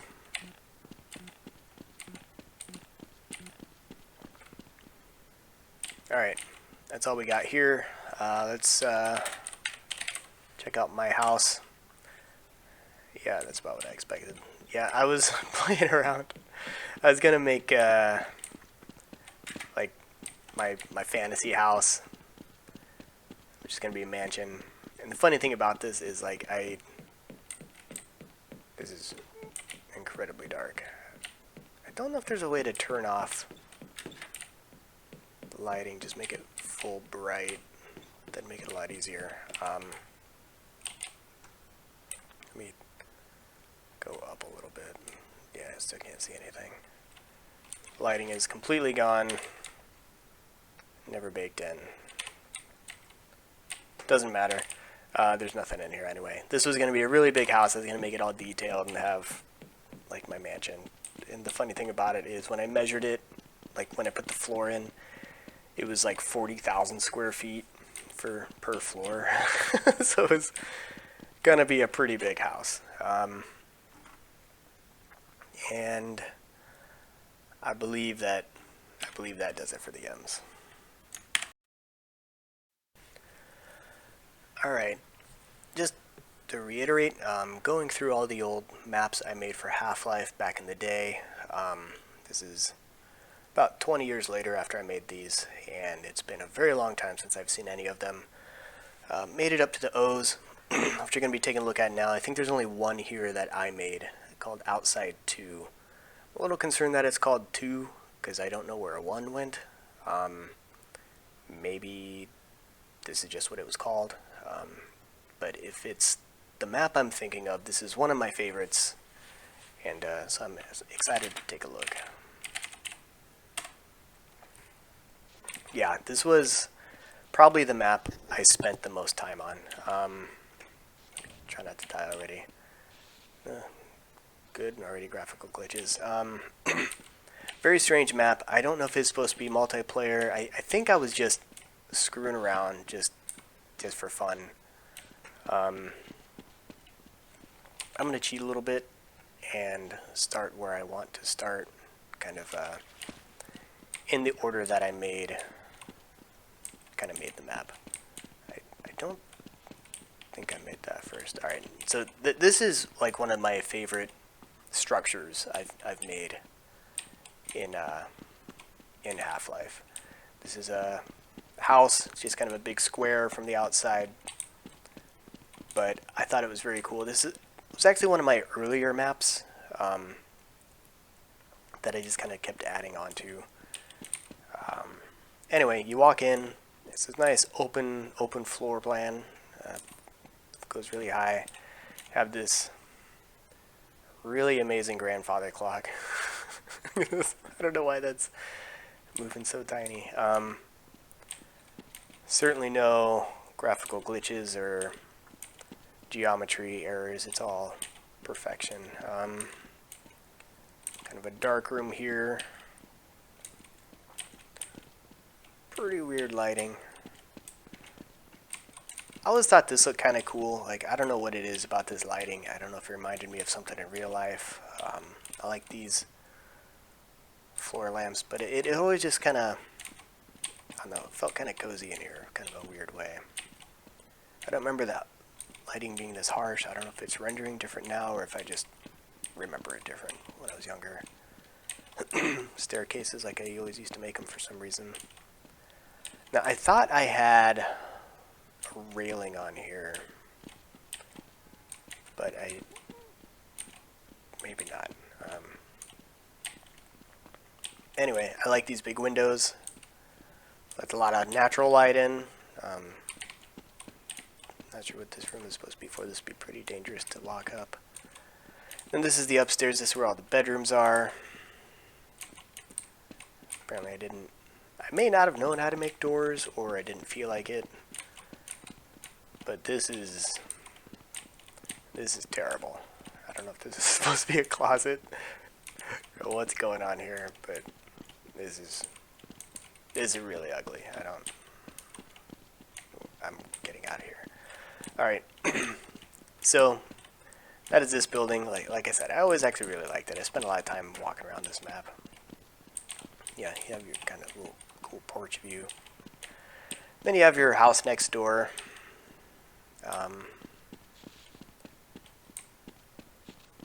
Kind of a strange design, but walk inside. Let's take a look. Have this front room, nothing in it. Side room, missing a texture and nothing in it. Another room, nothing in it. I don't know what the purpose of any of these rooms are. I just thought it's fun to make rooms. Then upstairs, very, very confusing layout. I'm already lost. There's really a lot of rooms here for some reason.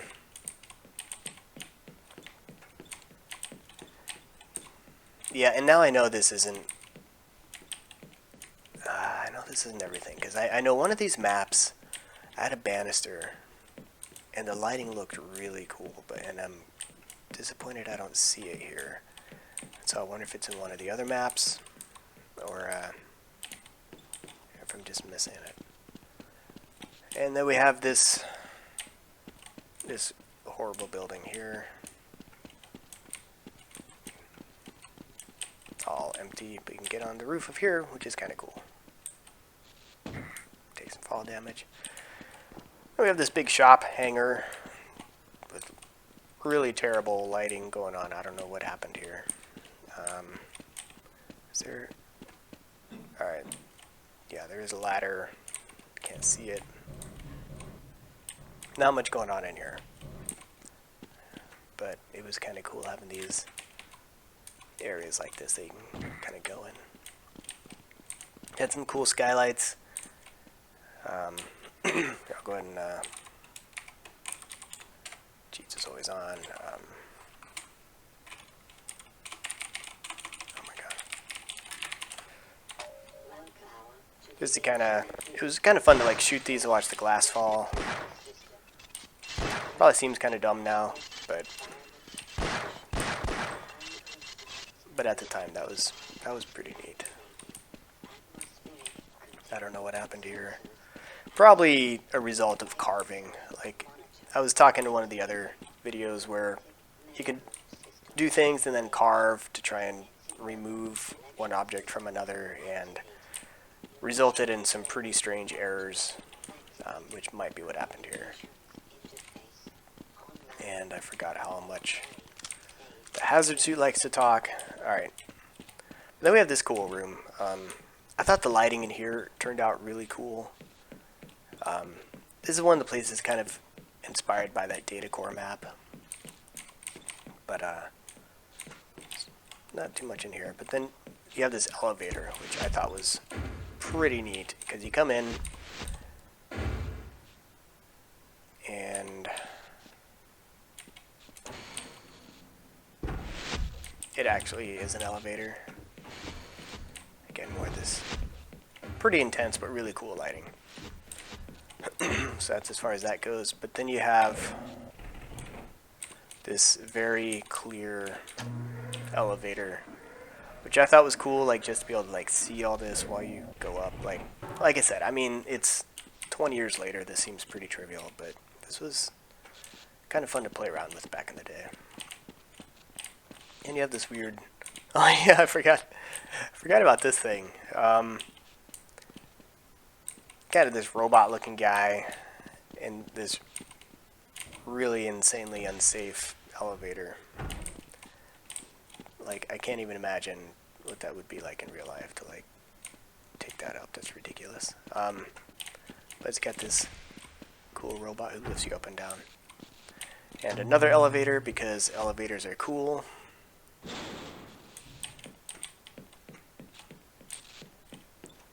Similar level as before, but only accessible from this elevator, I guess. You can see the elevators, or the robot as you go by. That was cool stuff. That's why it's fun to walk around. Anyway, we want to be safe, so we better take this thing back down. Alright, very good. Then we have some kind of data center back here.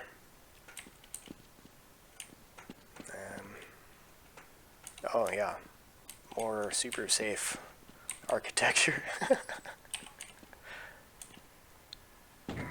Oh yeah. Now I am stuck. But that's okay, I can cheat. Get out. And we'll just check real quick if there's anything up here. I don't think there is. No. But yeah, that is this cool outside level. It was a lot of fun to make, and I spent a lot of time running around this place. And it was cool to see it again. Alright, moving on through the maps I made back in the day. Onto the P's. I believe that there are several here that I made. I don't recognize all the names though, so we will load some up and see what we find. I don't know what P2MP is. Okay, I want to get back to this one.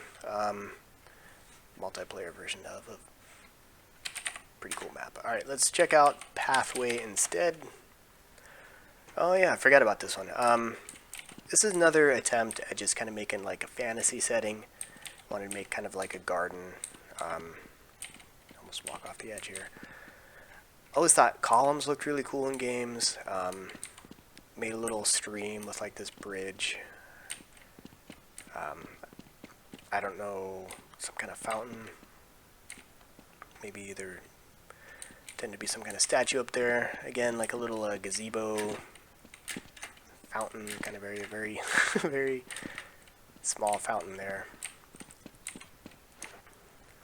Go underwater. That's kind of cool how it put little arches there so like the water can actually get through.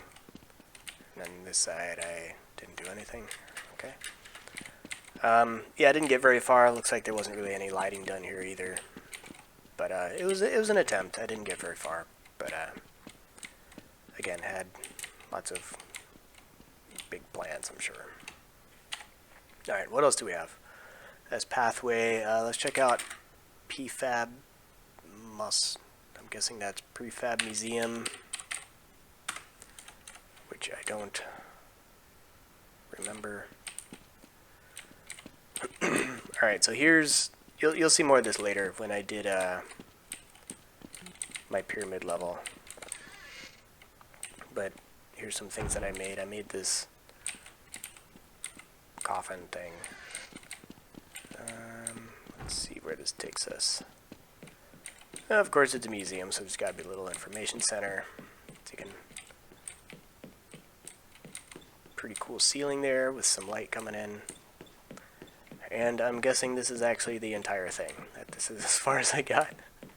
The old, so this goes to like the old relics, and that's it. Let's cheat a little bit and make sure I'm not missing anything. Nope, that's all. All we can do is check out the old ancient artifacts. That's as far as I got. Can I get stuck in here? Can I open it again? See if this see if it kills me. Nope. Light and everything. I can just live in here. Alright, moving on. Plateau, I think, is a very cool map, but not one of mine. I'm guessing this is... Alright, I'll come back to this. Because this is...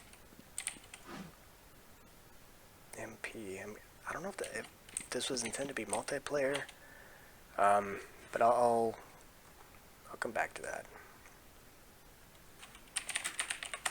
See what pop is. This is not mine. Alright. Cutting the video and moving on to the next.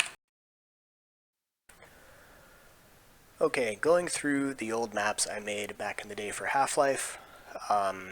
Moved through most of them up to the Ps. Looking through the last few Ps, there are a few of my favorite maps here, because I spent a lot of time on them, and I thought they turned out pretty cool. The first one is Pyramid. Let's see if this is the one I'm thinking of. Alright, so this is actually the map I made of the text adventure I made way back in the day, called Pyramid Explorer. And so this is more or less kind of what I envisioned as best as I could recreate it in the Half-Life game. And it has, I believe, most of the same traps that the text adventure did, and the same rooms and things like that. So let's try going through it. So if we come in here, you can open up the sarcophagus, and there's a zombie in here. Like in the game, it was a mummy, I think, but this is what we have. Luckily, we have a crowbar. The difference is, oh, this guy might kill me. Alright. In the text adventure, you didn't actually have any weapons. You just kind of died when you made the wrong choice, which was all the time. Alright, so you have these 4 rooms to start out. You can go upstairs here, but first we will check out downstairs. Very ominous. And these rocks look pretty cool, and I don't know what's creating this light, but that's not really important. And in the game, I believe in the game there were some spiky things here that could kill you, but I guess that didn't make it here. Then we have these 3 and those. Let's see what's in them.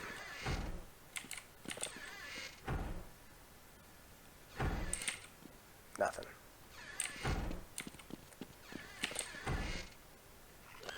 Oh my god. That one had a head crab, which promise you is not in the game.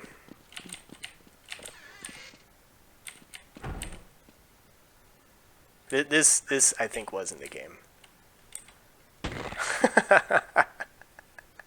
Except it was less obvious because it was a text adventure and you just kind of died. Ignore that. Alright, coming back. Alright, so we went through here. Yeah, I remember in the game, like, it was dark, you could... I can't remember what you're supposed to be able to see, but, like, yeah, there's nothing over there. Alright. So you come back in here, and you go upstairs. And this was another trap. Oh no. See something falling above you. Oh god. And then you die. Loading the map. In the game, of course, there were some gruesome details. And you couldn't actually escape. You just walked over there and got crushed by a rock, and it, like, broke all your bones, and you died. Alright, coming over here. I always thought this looked kind of cool, just kind of in the ground like that. I was kind of proud of that. Small detail. Doesn't really matter. And then, let's see, this is nothing. I think somewhere around here there's supposed to be a skeleton, but maybe not in this one. These stairs look pretty neat with the light behind them. And to teleport. And then this is the last room in the game. This is kind of what you came here for, some artifact, whatever it is. And as you walk towards it in the game, like, it would get brighter and brighter. So it does that here too. And then you hit it and it blows up. Alright, so let's see. I don't know if there's actually an ending to this level. Like, in the game, you had to approach it from the correct side. And of course, it's one of my games, so you had to approach it from either north, west, east, or south, or north, east, northwest. You get the picture, like 8 different... And it was random. There was no indication what direction you were supposed to approach it from.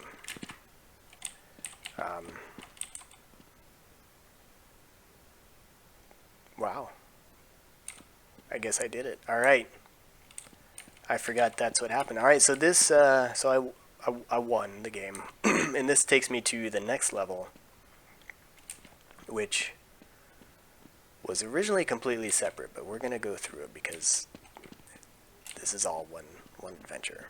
Alright, so now we are in this, whatever this is. Alright, so it teleported us to this room. We can see there's some fake doors here. Let's try to get through. I don't remember how this works.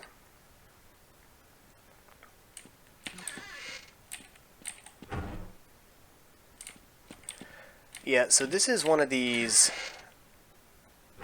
puzzles where you have to open up everything, and you can kind of see what's happening here. Like, I can probably just get through this anyway. Nope, okay.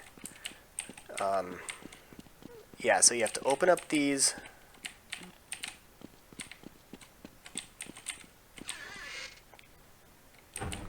And as it changes kind of what's going on with this door. So you want to get them all open, or at least enough that you can squeeze through, which is not happening yet. Alright, this looks promising. There we go. Solved it. Sweet.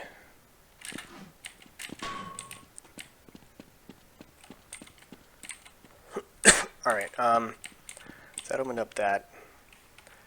How do I... I'm gonna save, just so we don't have to go through that again. Alright. What was... Alright, F6 save. Sweet. Alright, so we opened up this. Now let's see what's in here. Alright, so there's a switch over there. And certain doom down there. But we have a little rope. And and I do actually remember how to do this, but I'm just going to go through it for the sake of the video. And you fall and you die. Luckily I saved. So you're like, oh man. Well, let's just hit the ground. We can see where the path is. But it breaks. So I thought this was clever. Nobody figured it out. No, like one person who played this. But you look at the ceiling and you can kind of see the path. And that's how you're supposed to do that. And you get this switch. You can actually just jump across. Coming back. But yeah, so maybe that was a little too subtle. But anyway. That has opened up this last door. Very red lighting. But then we get into this really cool room. If you're not blind from all the red light. And what does this do? Is this safe? Apparently. Is this safe? No, that is not safe. Alright, stay out of the green. This spiral staircase, I always thought, again, like I know I'm saying this a lot, but I thought this was really cool. I thought the lighting was cool. I thought this staircase was cool. It turned out pretty neat, especially if you look at most of my other staircases, which look terrible. I'm sure this probably took me a little while to make. Alright, so we come over here, and I'm not sure there's really anything else to this level. I think we've done about everything. And I'm not sure... Yeah, I think that's about it. I don't think there's anything else to do or anywhere else to go. But those are the pyramid levels. Started with Pyramid Explorer, the text adventure, and it's kind of added on some other cool stuff. We can die in whatever this is.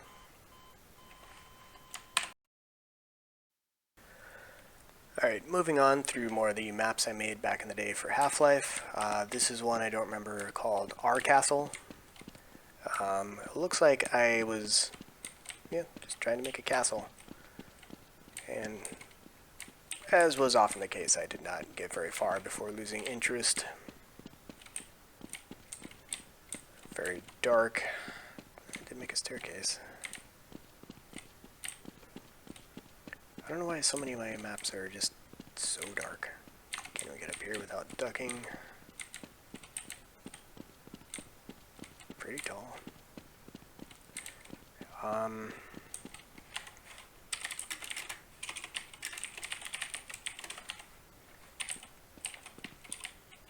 Just gonna cheat a little bit to get back outside.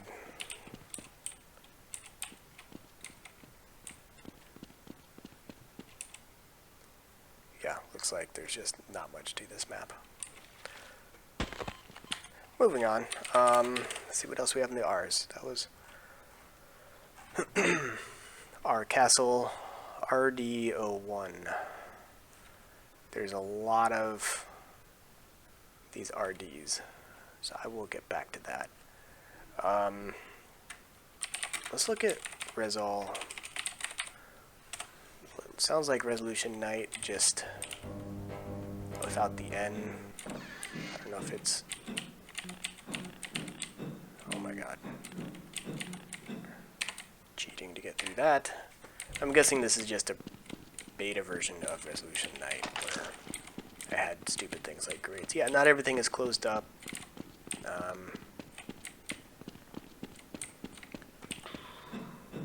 Yeah, looks like just an unplay-tested version.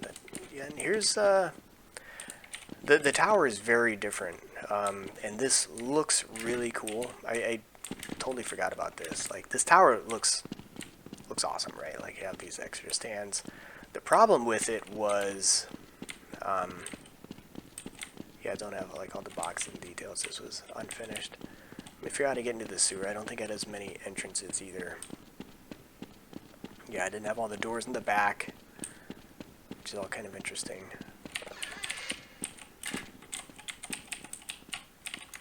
Oh my god. Alright. So that may be the only actual entrance. The problem was, like, this was really hard to climb up, for one thing. And just the way the geometry was, you could see somebody climbing it from the outside because they would clip through. So this is just really little tower. Like, this actually all looks pretty neat with the lighting and everything, but yeah, it was just impractical. That's why I went to the simplified, boring looking version, but it practically, you know, it just worked a lot better. Yeah, not much else. Going through the R's, we have another experimental level coming up, roller, which I don't remember how well this one worked or if it was done, but let's, oh god, let's take a look. So the idea was to make a roller coaster. This is, again, liked everything being transparent, so you can kind of see what you're doing. Playing around with paths and vehicles and things like that. If I remember right, it's easy to fall out of this thing. It has different, like, angles as it turns. That's kind of cool. Really terrible looking track. But at least it has one. Alright, here we go. Slows way down. Bouncing around. Better duck under that because for real.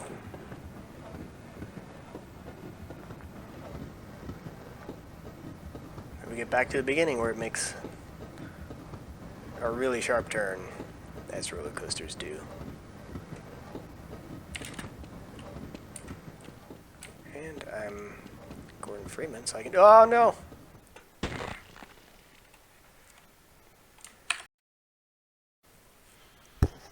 Alright, after going through a horrible roller coaster accident, let's finish up the R's by looking through this RD01. There are many versions of it, so let's get started and see what it is. Yeah, so this is, what does RD stand for? Rapid Deathmatch? Maybe Rick's Deathmatch. Everything was called Rick's back in the day. And this is another one of my early attempts at making kind of a fast, like, deathmatch level. I feel like this is another one that was inspired by a dream. I talked about that with House of Pain. I believe this one was too, at least this main area. Which, fairly generic, like nothing special about that. It's just, I dreamt a lot about playing this game. So again, like just in the spirit of having different routes, have these pretty cool little vents going underneath. They're a little bit difficult to get into. Probably could have toyed with that a little bit more. But then we can come up to the second level here, throw things, look at those physics, that's just something else. Alright. Good texture on this ladder. A couple of ways to come up here. Then you get up here, where you always had like good weapons, way at the top. But yeah, this is a pretty simple map. Oh my god. Let me try turning deathmatch on for this actually, since that's what it was supposed to be.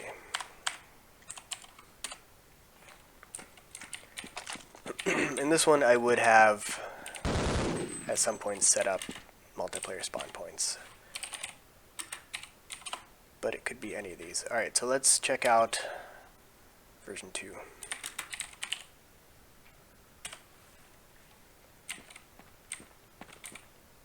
This is a totally different map.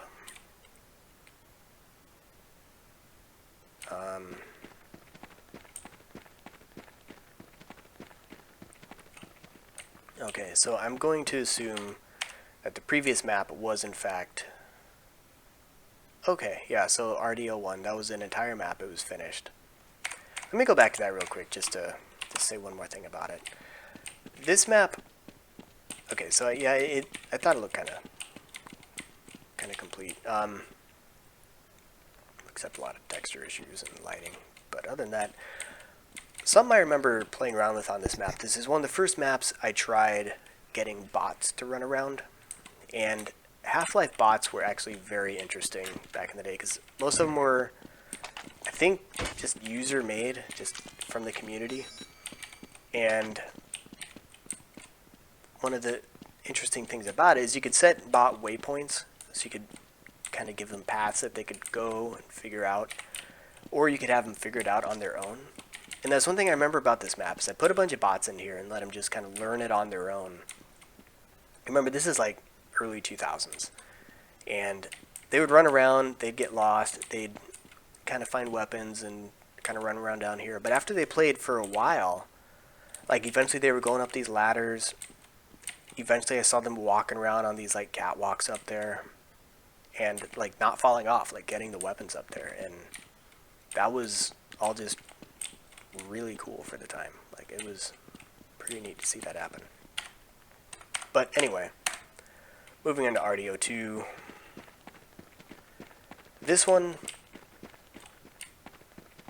100% was like inspired by a dream. I do remember this. And it didn't have this big block in the middle when I first created this. I don't know what the point of that was. We will look at other versions shortly because this doesn't look that great. And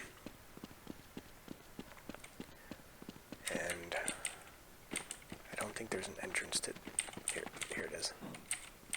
Yeah, this area looked pretty cool actually. I forgot that there was water in here. You can just kind of hide. Come up here. I don't know what this is. These things which were pretty hard to get in. Okay, very strange. Not a lot of good places. Alright. V2. Almost killed me. Alright. This version we have a few more lights. Okay. Some stairs.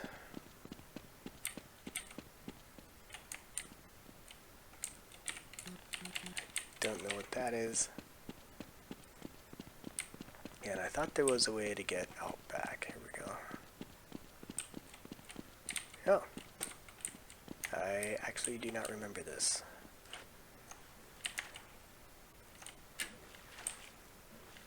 Interesting. Alright,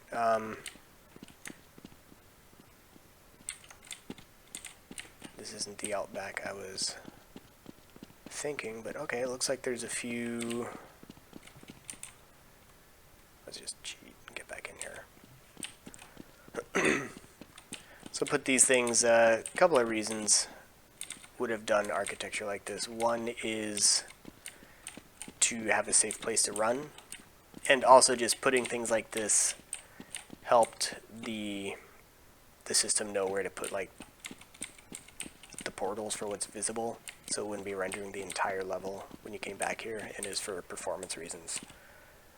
So you saw a lot of things like that in older games.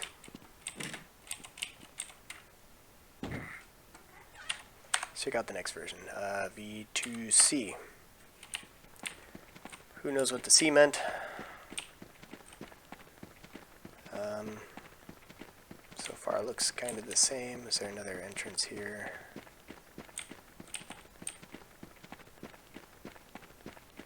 Is there really no entrance at all? Did I just miss it? Maybe there's no entrance. Alright, but this all looks the same. It's the same kind of back area. Looks like some mines down here. This is kind of cool. They have like the support beams. Let's see, where did this come from? Oh, okay.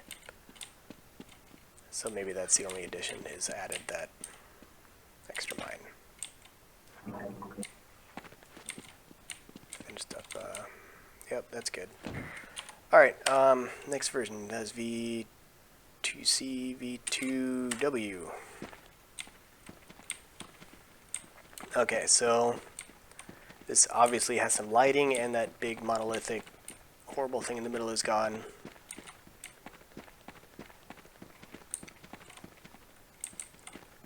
Got the lighting, which looks pretty cool.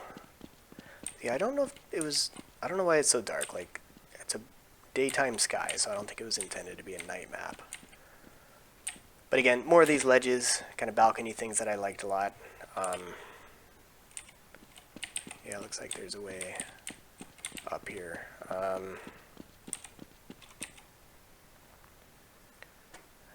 Let's see if I did anything with like the mine. That might, I seem to remember, I forgot about that mine. It might actually look kind of cool. But it also may not be in this version.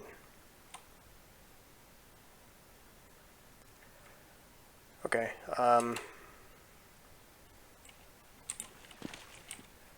guess it would be back here if it is here, and it is not. Yeah, I remember cutting off big pieces of the map while working on different parts, because these actually took a long time to compile. Doing all this lighting and geometry, especially the lighting. I remember Cliff and I used to joke about using old computers just to compile Half-Life maps. We call them vising farms, because vising was one of the steps that took a long time. But obviously we never did that. If I have the original files, it'd be interesting to try and get all this going on a modern computer, but that's a project for another day. Alright, V23. Well, this is the worst one yet. Alright, there's nothing here, just a bunch of really stretched textures. Which actually reminds me, that was one of the tricks I think that I was trying to do with this. I remember having performance issues with this map. Like, obviously it runs just fine on a modern computer. But one of the problems was, for every texture, like, that could increase the polygon count. I don't remember exactly what triggered things to do what, but so one of the tricks was to just have these super stretched textures to make sure it never subdivided your geometry when you didn't want it to.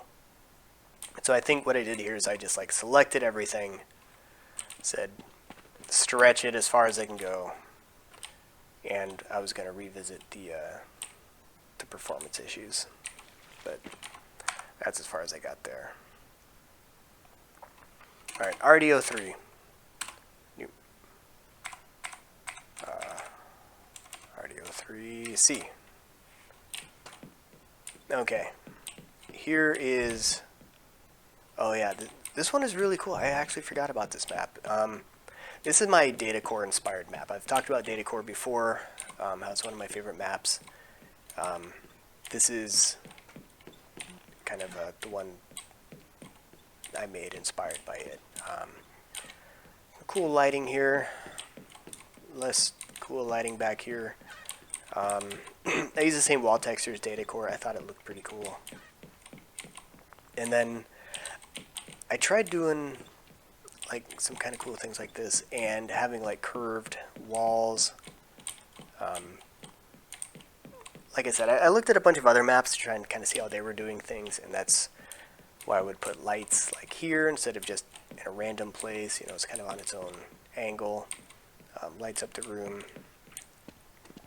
And then you have this cool wall. It kind of comes out like this and goes around. Like I said, these are things I learned from playing other maps. Yeah, I thought this just looked pretty neat. Kind of a cool office building. You have like these support railing. Lots of lighting. I don't think this goes anywhere. Yeah, so again, a map I didn't get very far on, but I was kind of happy how it was turning out anyway. Alright, and then the last RD, which I'm guessing is Richter Deathmatch, 05. Yeah, I kind of remember this one. This is kind of a Quake-inspired map. So I hadn't played Quake back when I made this, but I'd played the other Quake-inspired maps.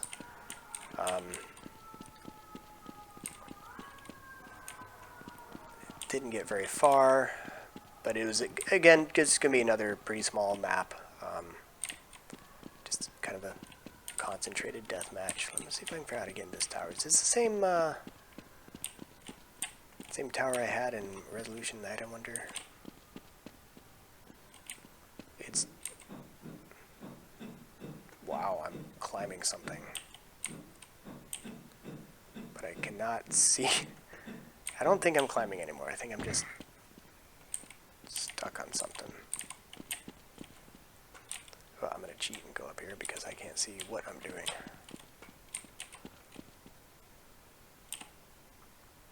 Yeah, it looks pretty neat. Yeah, and I guess there's...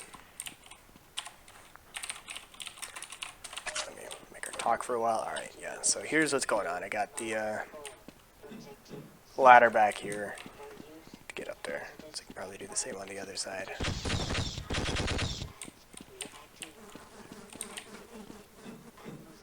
Yeah, I know. Oh. Even with my flashlight, can't figure out how to get up here.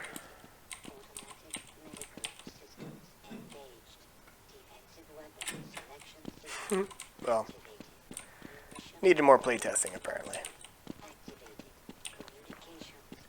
And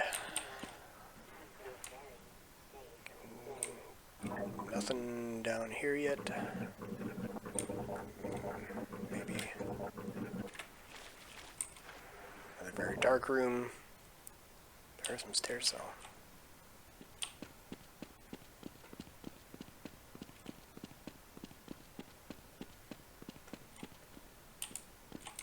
Well, not much back here. Alright, and that does it for the Richter Deathmatch maps, most of which were never finished. And once again, continuing through the maps that I have saved along the way for Half-Life. Looking for the ones that I created for the time being. And I don't recognize a lot of the names. We moved on to the S's. Let's load up some of these and see what they look like. I don't think I made Scary 2, but let's see what it is. Yeah, I did not make this, but it looks pretty cool. Moving on.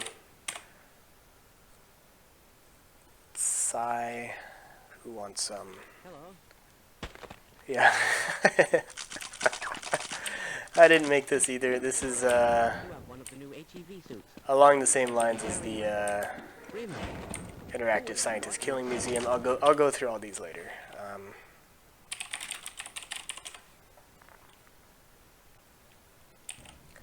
Oh, here we go. Okay, this is one that I did make.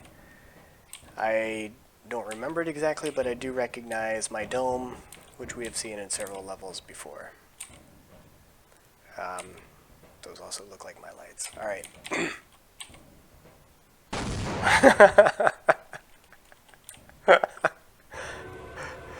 What exactly the point of that was, I'm not sure.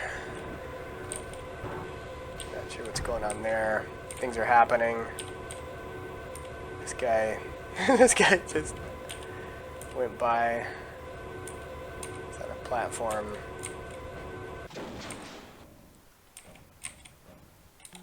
Weren't you supposed to be in the test chamber half an hour ago? We can both go up here. Oh, I got stuck. Alright.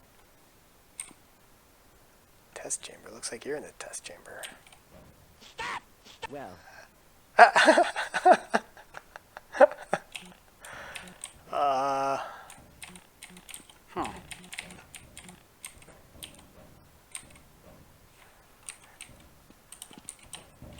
Let's see here. I'll turn on cheats again.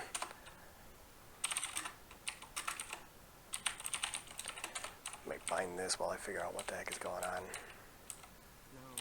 did I leave that shutdown procedure chart? Very disorienting. Okay, so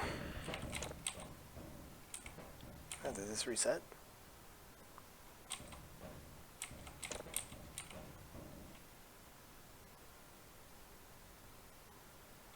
There's no new guy. And I don't know what this is supposed to be.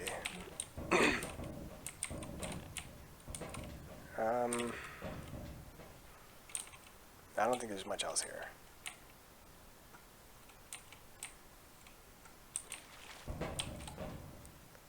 Very funny though. Yeah, I don't know if he's supposed to like teleport over here. Is it supposed to be the same guy? Like, not. I think it was. I think it's supposed to be the same guy. Let me. All right, let's see if it's the same guy. All right, it's that guy. Does he show up here? He does. All right, so he didn't die. He got teleported. Okay, that's what happened. So then this, then we see him go by here. It's like a Rube Goldberg machine of scientist killing. I can't be bothered right now. Can't be bothered right now. Please, leave me alone until... And you just don't know when he's gonna die, and now we never will, because I never finished it. Alright, moving on. Alright, ignore what you see here. This is not one of my levels. We'll get back to it some other day. Instead, we are moving on to Scikill, which does sound like one I made. Yeah, so this goes along with RCastle, where I was just kind of trying to make cool environments. This one's very alien. It's just kind of the same thing repeated over and over. Would have been cool to make like bigger levels with this kind of thing, but as much as I made, I lost interest in most things pretty quickly. But yeah, still looks pretty neat actually.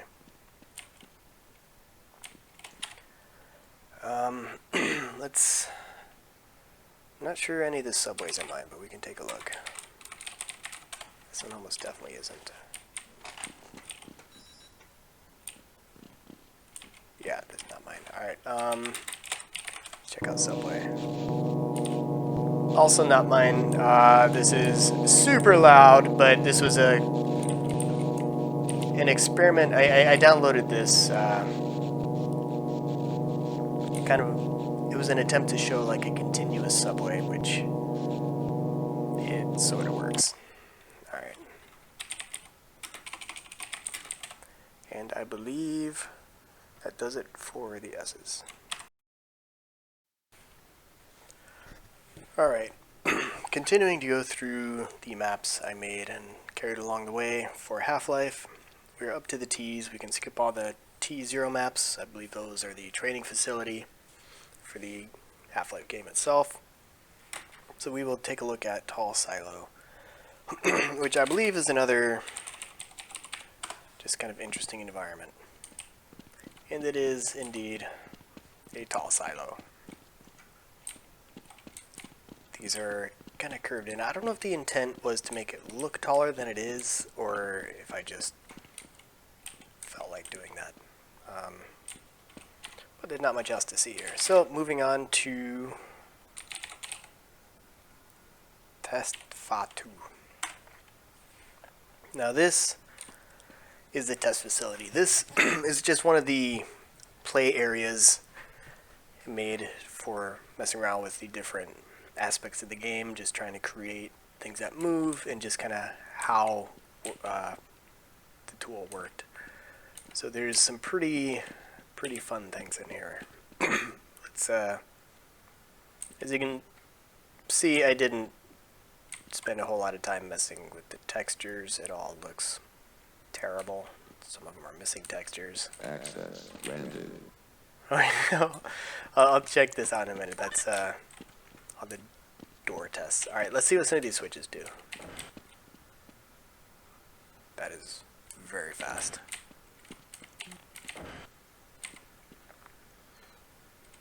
Big old button to bring us back down. Alright, very fast elevator. Alright, this is an attempt at making a spiral staircase. Really didn't work very good. Clearly, this is just looks very dangerous. I'll stay away from that one. Wait, what is that? Is this going up and down? Alright, okay. Alright, so here was another attempt at making a staircase. This one is a little bit better. Just not quite tall enough, so you have to duck under that. Pretty neat though. It was fun just... yeah, just making cool stairs and doors and just playing around with things like that.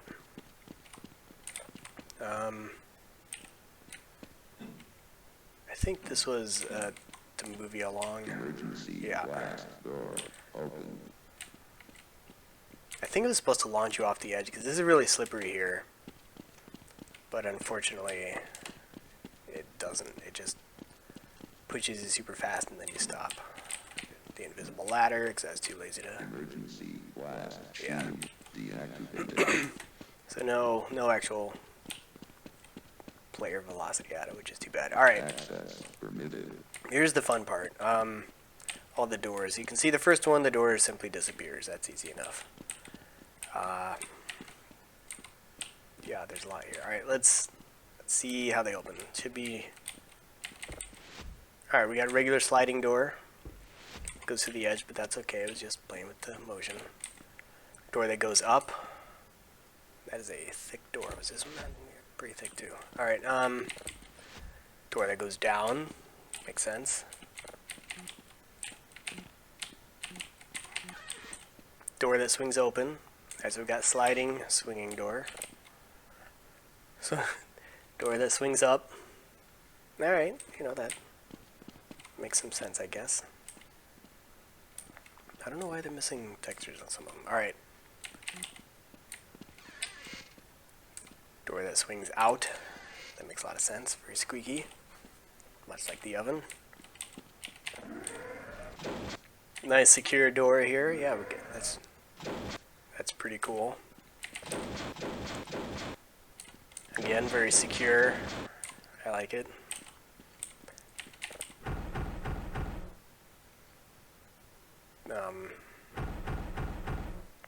Sure. Very science fiction-y, I guess.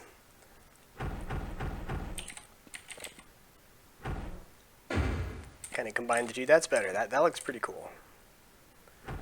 Even if it still doesn't make much sense. Oh god.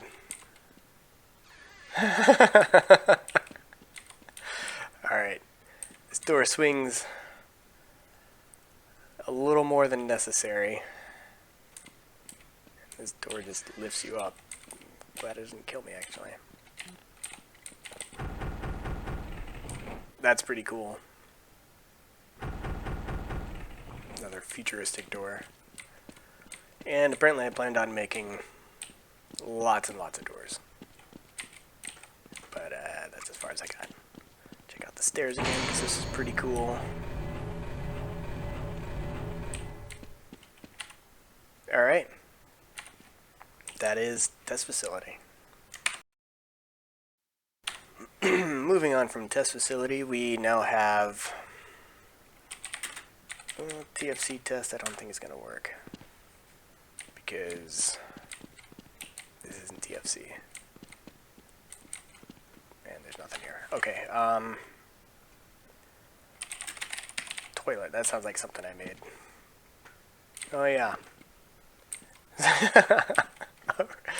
Now I remember. Alright, so here's some wooden toilets. I don't think these are the same ones I used in my other maps because you'll see like these graphical glitches. That's what I was talking about like earlier. I think I was trying to make early versions of the dome for important things like toilets. And using just carve and just kind of some of the other tools, let's leave some strange glitches. These move? They don't move. And then what we have here, like, this is actually a gigantic toilet. Like, that is this little piece here.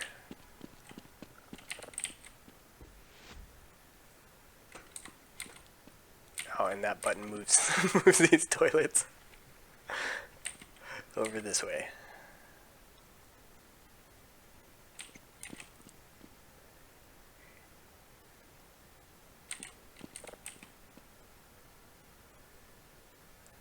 Wow. I'm going to cheat a little bit. Let's see if there's really... Alright, so it looks like it clips out of there, and then we can't see anything above it. But you'll just have to believe me that this is another toilet. Alright, what else do we have here?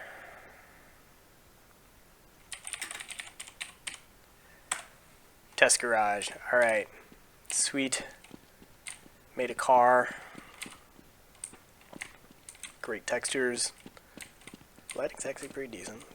Pretty sporty car, big old spoiler. Doesn't do anything. That's it. And then I don't think this is mine. It is not. Alright, that's it for T. Alright, looks like the sound is good. So, a while back, like a year or two ago, I don't even know, I guess I could check the dates, I was going through all the old Half-Life levels I'd made, and just kind of seeing them again for the first time and recording commentary. Just my impressions, just a fun trip down memory lane is all. You notice this one probably sounds different because I have a different headset and a different microphone. That's not really that important, but this is much later, which is why. When I was going back watching those, I'm glad I made them, because it was fun, like, watching them, and I would like to continue doing that with these levels and maybe some other things. But when I was watching them, it looked like maybe I had missed some levels. And so I'm going to look at that now, because it does this weird thing where it lists them all twice, and I think that may have been confusing. And one I'm not sure I looked at,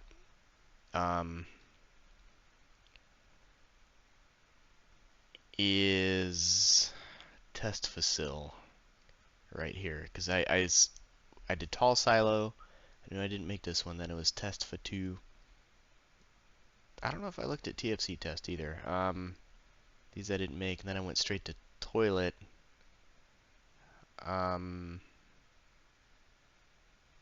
And maybe I just hadn't continued from there. Anyway, I thought I did test garage. Alright, anyway, let's take a look at test facil.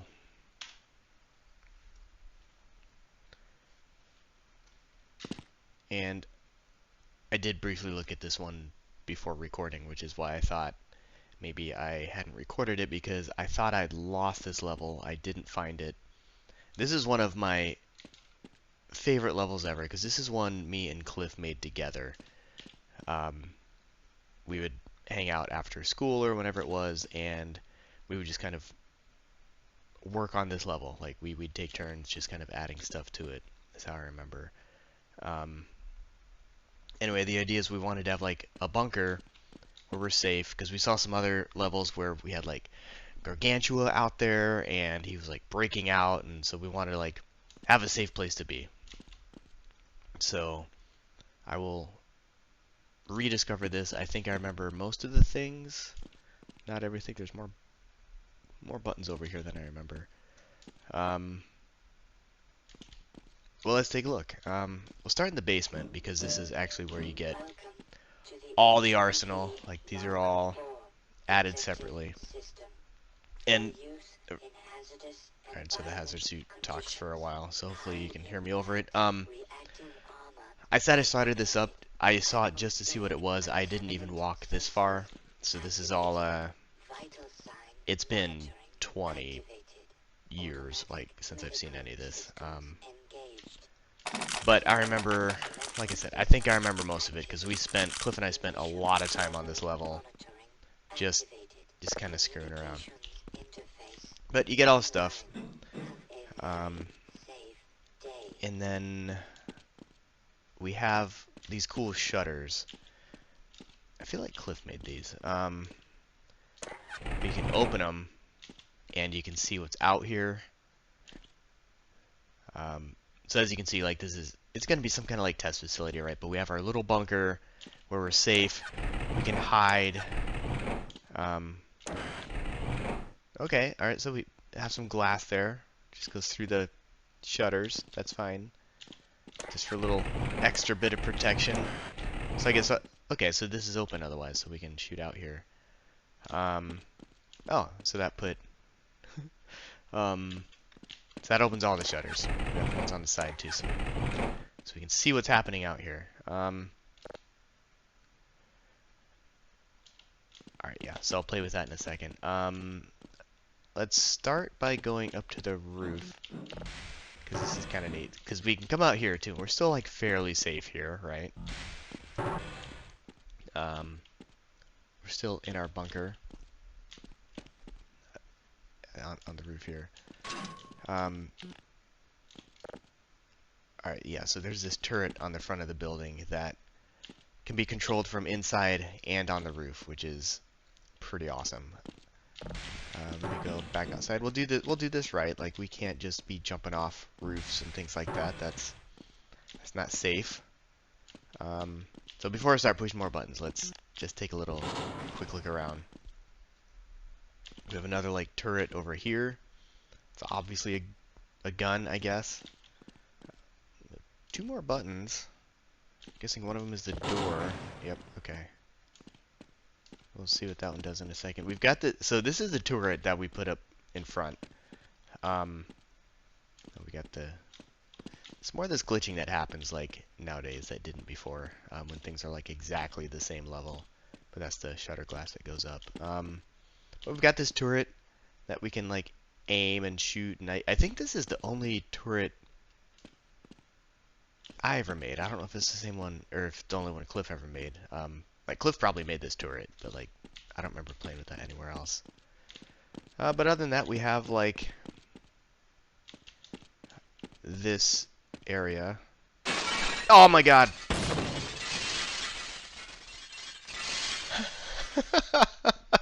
Okay. That actually surprised me. I did not know that was gonna happen. Oh my god. Alright.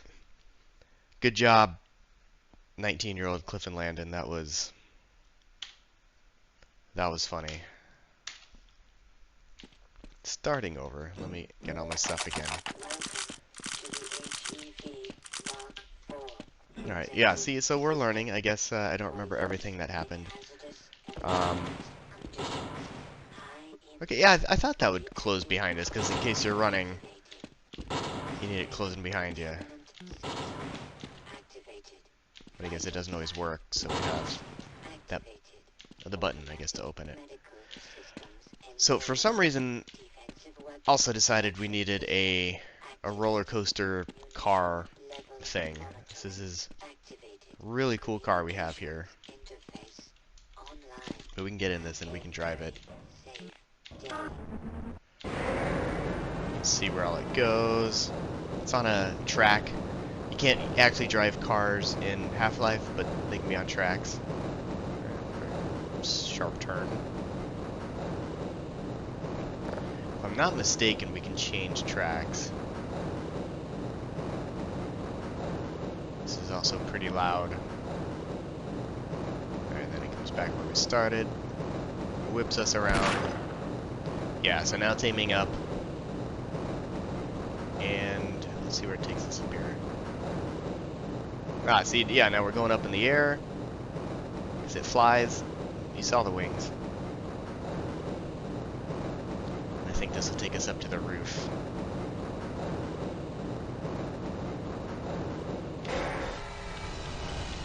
And I stopped it myself to get out. Yeah, that's pretty fun.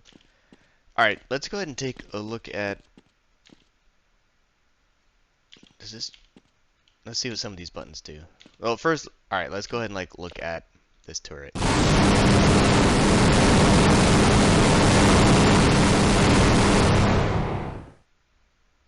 tell me that's not awesome.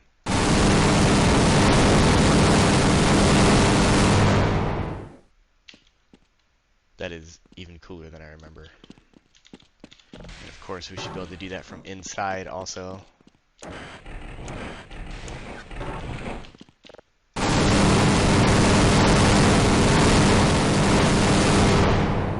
So cool. Turret over here. It's a little bit quieter. It's this little laser gun. I guess this is to get any enemies that may have like made it over to the door. Let's see what kind of enemies we have. Like men. I believe this is a button. So it's more of a wheel, I guess. I don't know.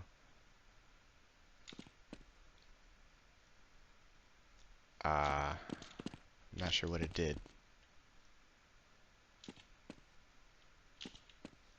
Okay.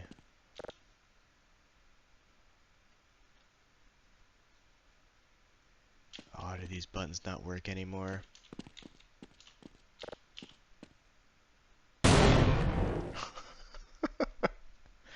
That must be what the safety glass is for. Alright, that one works. Alright, let's try that again. Safety glass up. Brilliant. Yeah, see? So we... safe... our bunker is safe. I thought this used to, like, spawn people above this pit here. Who knows what this did. Let's get back outside and see if we see anything. This probably like blows everything up also. Yeah, just another place to hide. I don't know why we didn't fix that texture. We did these. Oh.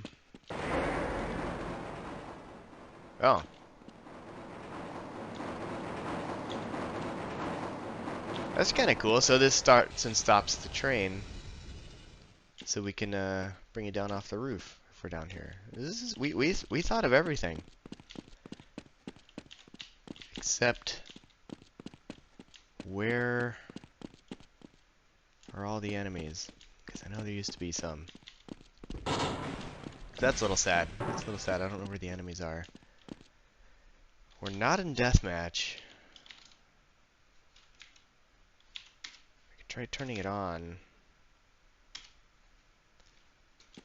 but I don't think that's gonna help spawn anything. Like, I think you have to be not in deathmatch to spawn anything. Oh, okay, so that breaks the glass.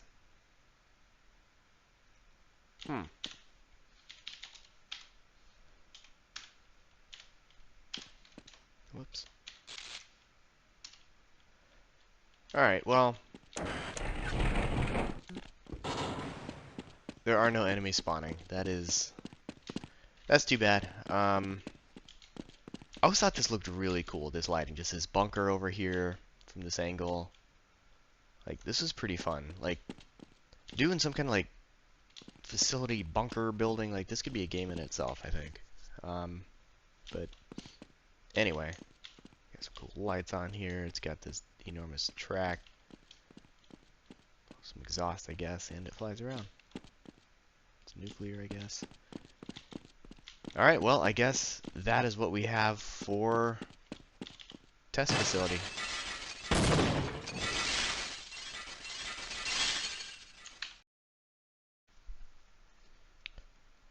Alright, I'm not sure there's much else here, but let's go ahead and take a look at the rest of the T's, see if there's anything I may have missed. Let's see, map, because someone missed test facility, but I think I got test garage, I'm guessing is what this is. Because it's got this car, yeah. Yeah, like, we looked at this car, right? Like, we saw this one. The cool lighting, the cool car. Alright, what else do we have? Maps T. We have, I think, nothing else for the T's.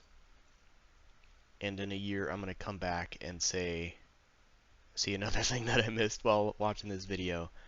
But I don't think I did any of the rest of these. Check the hill. Definitely did not make this one. Possibly PC Gamer made this one. Alright. Let's see what else we have. No more T's. My videos ended at the T's last time, so it's possible I didn't make anything else after the T's. There's not much left. Sundertoe definitely didn't. Vertigo, no. Warped. Zendium. Yeah, the rest of these are not mine. But maybe I will come back and look at these at some point. There's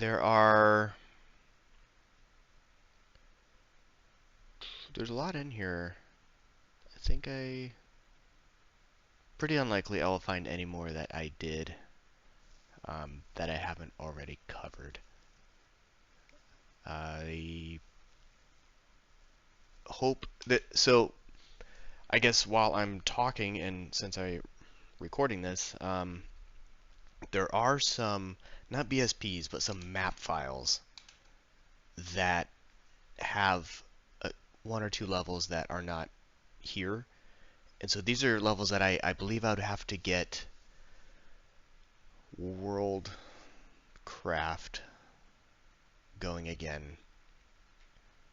Valve Hammer, or whatever it was called at the time, and try to recompile those. That's a old piece of software. I'd have to run it on a VM, I'm sure, or maybe someone's got something that can do it. But one of those I know is definitely like Cliff's Iggy, which I would really like to get that going again, because that was a really cool thing. But for the time being, I believe there's nothing else. Like I said, this has been a really fun project for me. It was fun going back and listening to these, and I hope I find the same in the future. I'm glad I got that one last that I'd missed recorded, and I look forward to doing this with other projects. And that is all for now. Alright, I do have one more, I think. I'm going to go back and look and see if I did cover this one, and if I did, I'll just delete this. But as loading it up, we saw Resolution Night, we saw Resolution 2 Night.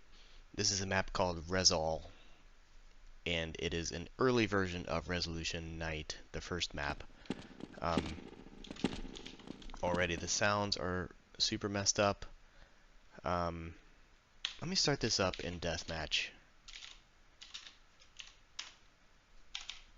And that might work better. Map Resol. Alright.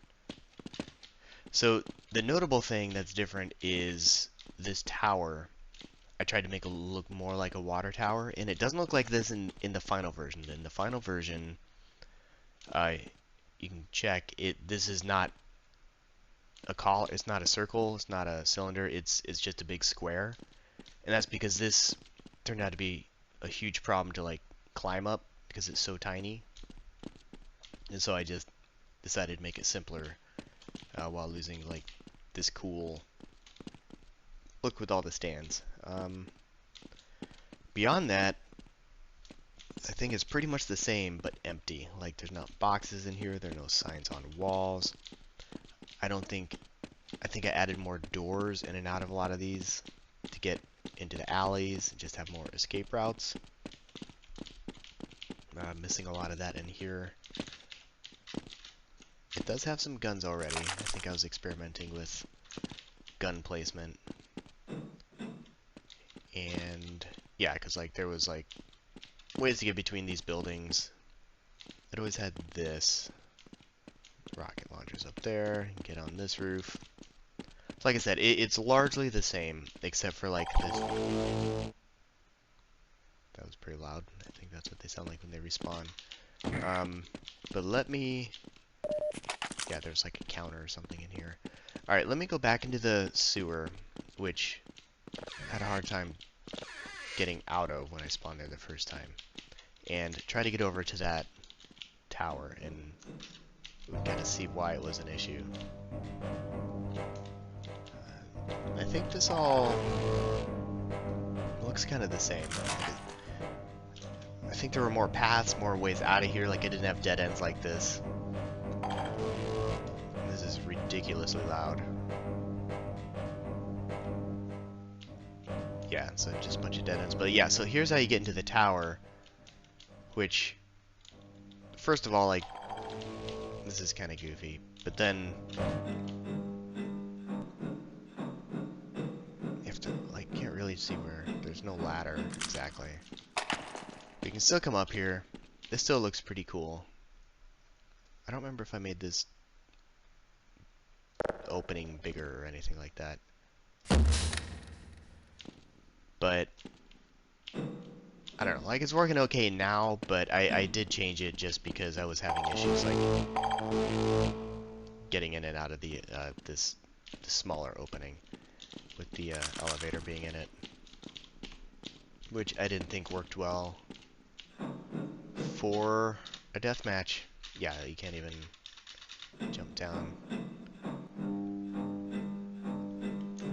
But that is pretty much it. That's kind of all I wanted to show, I think. I don't think there's really anything else to see here. Yeah, see, it's hard to get out of here, so you have to... So things like that I at least think I fixed in the final version. I feel like the final version was fairly well polished. This had, like I said, the buildings layout kind of how I was hoping to have them, but yeah, missing a lot of things that made it a fun deathmatch level. Alright, yeah, that's Resolution Night beta version. Alright, back once again in Half-Life. I've been going through all my old levels. Started this a year or so ago, and I went through most of the ones that I had created. And then when rewatching them again this year, I noticed in the map list one that I hadn't gotten to. That was the test facility that Cliff and I had made back in the day. That got me looking at these files again, and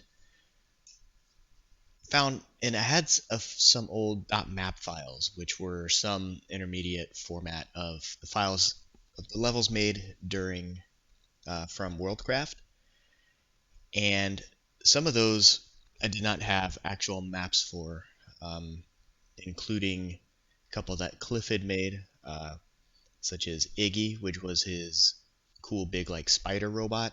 I was able to get that loaded in like a modern Half-Life editor tool, but unfortunately it has some errors, so I wasn't able to compile it, so we won't be able to look at that here. But what I did find is another map called Hazard, which I hadn't looked at, and it looks like I didn't have a BSP for it, but I was able to get it to compile. There was an error, I had to fix it. I'll talk about that a little bit if this actually loads, which I'm interested to see if it will. Let's see if it shows up here. It's under Z. Alright, shows up 3 times like all of our maps for some reason. But Hazard 2, Z Hazard 2 fix. I'm not sure what the Z means, maybe just so it sorted towards the end in whatever directory I was working in.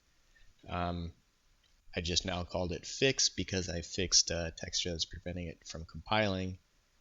Let's start it up and see if it works.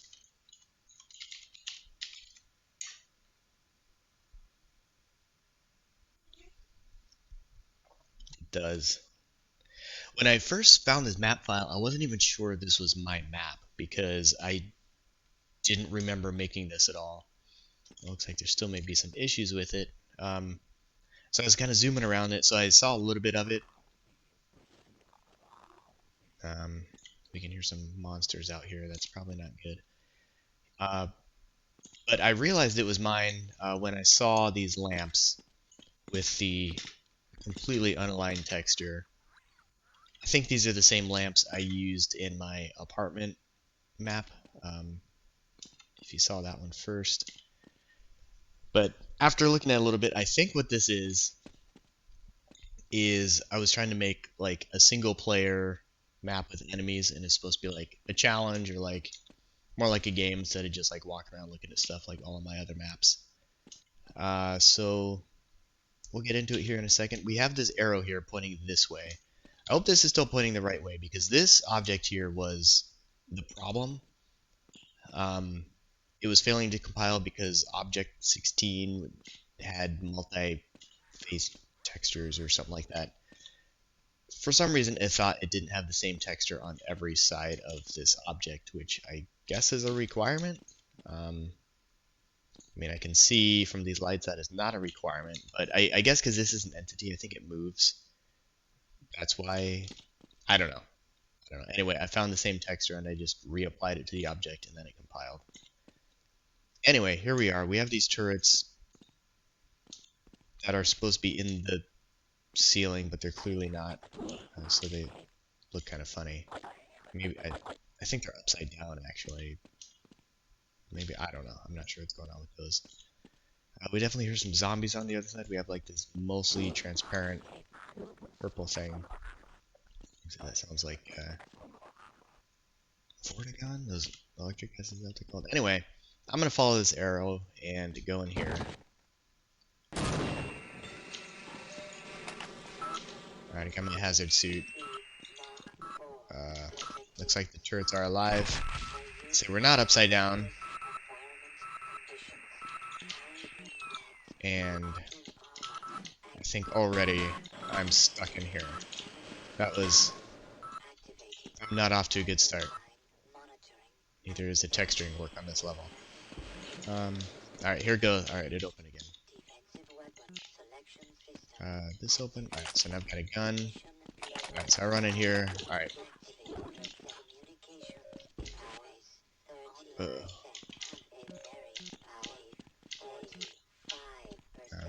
I don't know if these things are supposed to open. I'm assuming these doors are going to open again. It might be that thing in the middle spinning around. Alright, yeah, so this open up those, but not that. I'm assuming this is going to open once this spins around.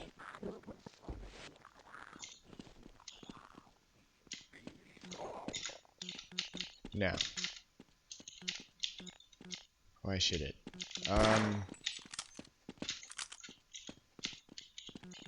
Well, I may have to cheat to get through here, because I'm thinking this is just a broken level. Not sure what these turrets were all about. Looks like they look fine now, which is interesting. Oops. Yeah, these doors are not opening. Alright, I'm just gonna turn on cheats.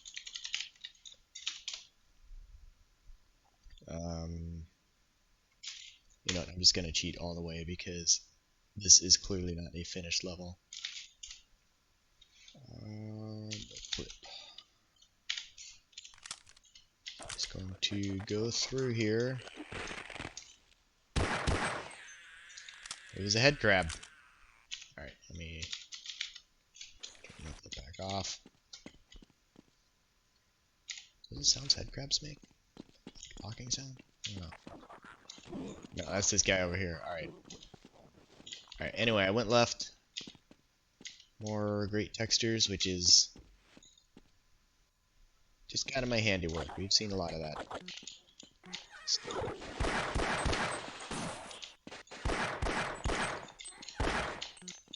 my god, these doors. I might run out of ammo trying to do this.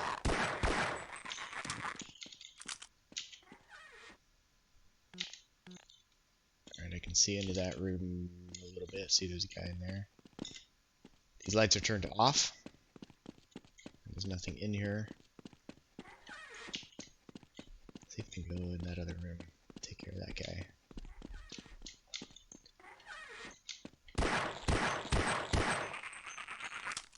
I feel kind of bad about that. He wasn't even fighting back. I've only got 12 bullets left. Let's see if I can go in these doors. This is... What kind of a door is this? Let's see if the other side works any better. I really like this wall texture. I seem to have used it a lot. Alright, let's see if this opens. Of course not, because it's... What was the deal here? What was I supposed to do? I'm just gonna flip through, because... Okay. Oh, look at this. I'm being watched. Evaluated by some scientists. Some bloody handprints on the glass from previous test subjects, I assume. This is like a reverse. This is my what I get for all those scientists killing museums now. The tables have turned. Alright. Alright, they're still afraid of me. Alright.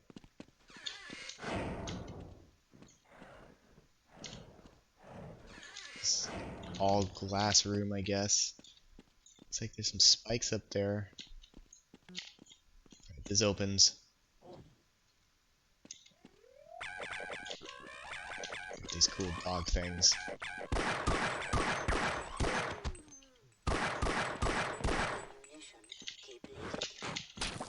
Out of ammo, but I do have a crowbar on this thing.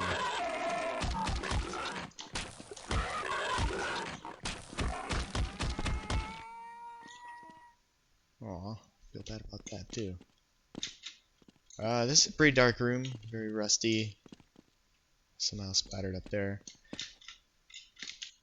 Yeah, this was another like combat room, I guess.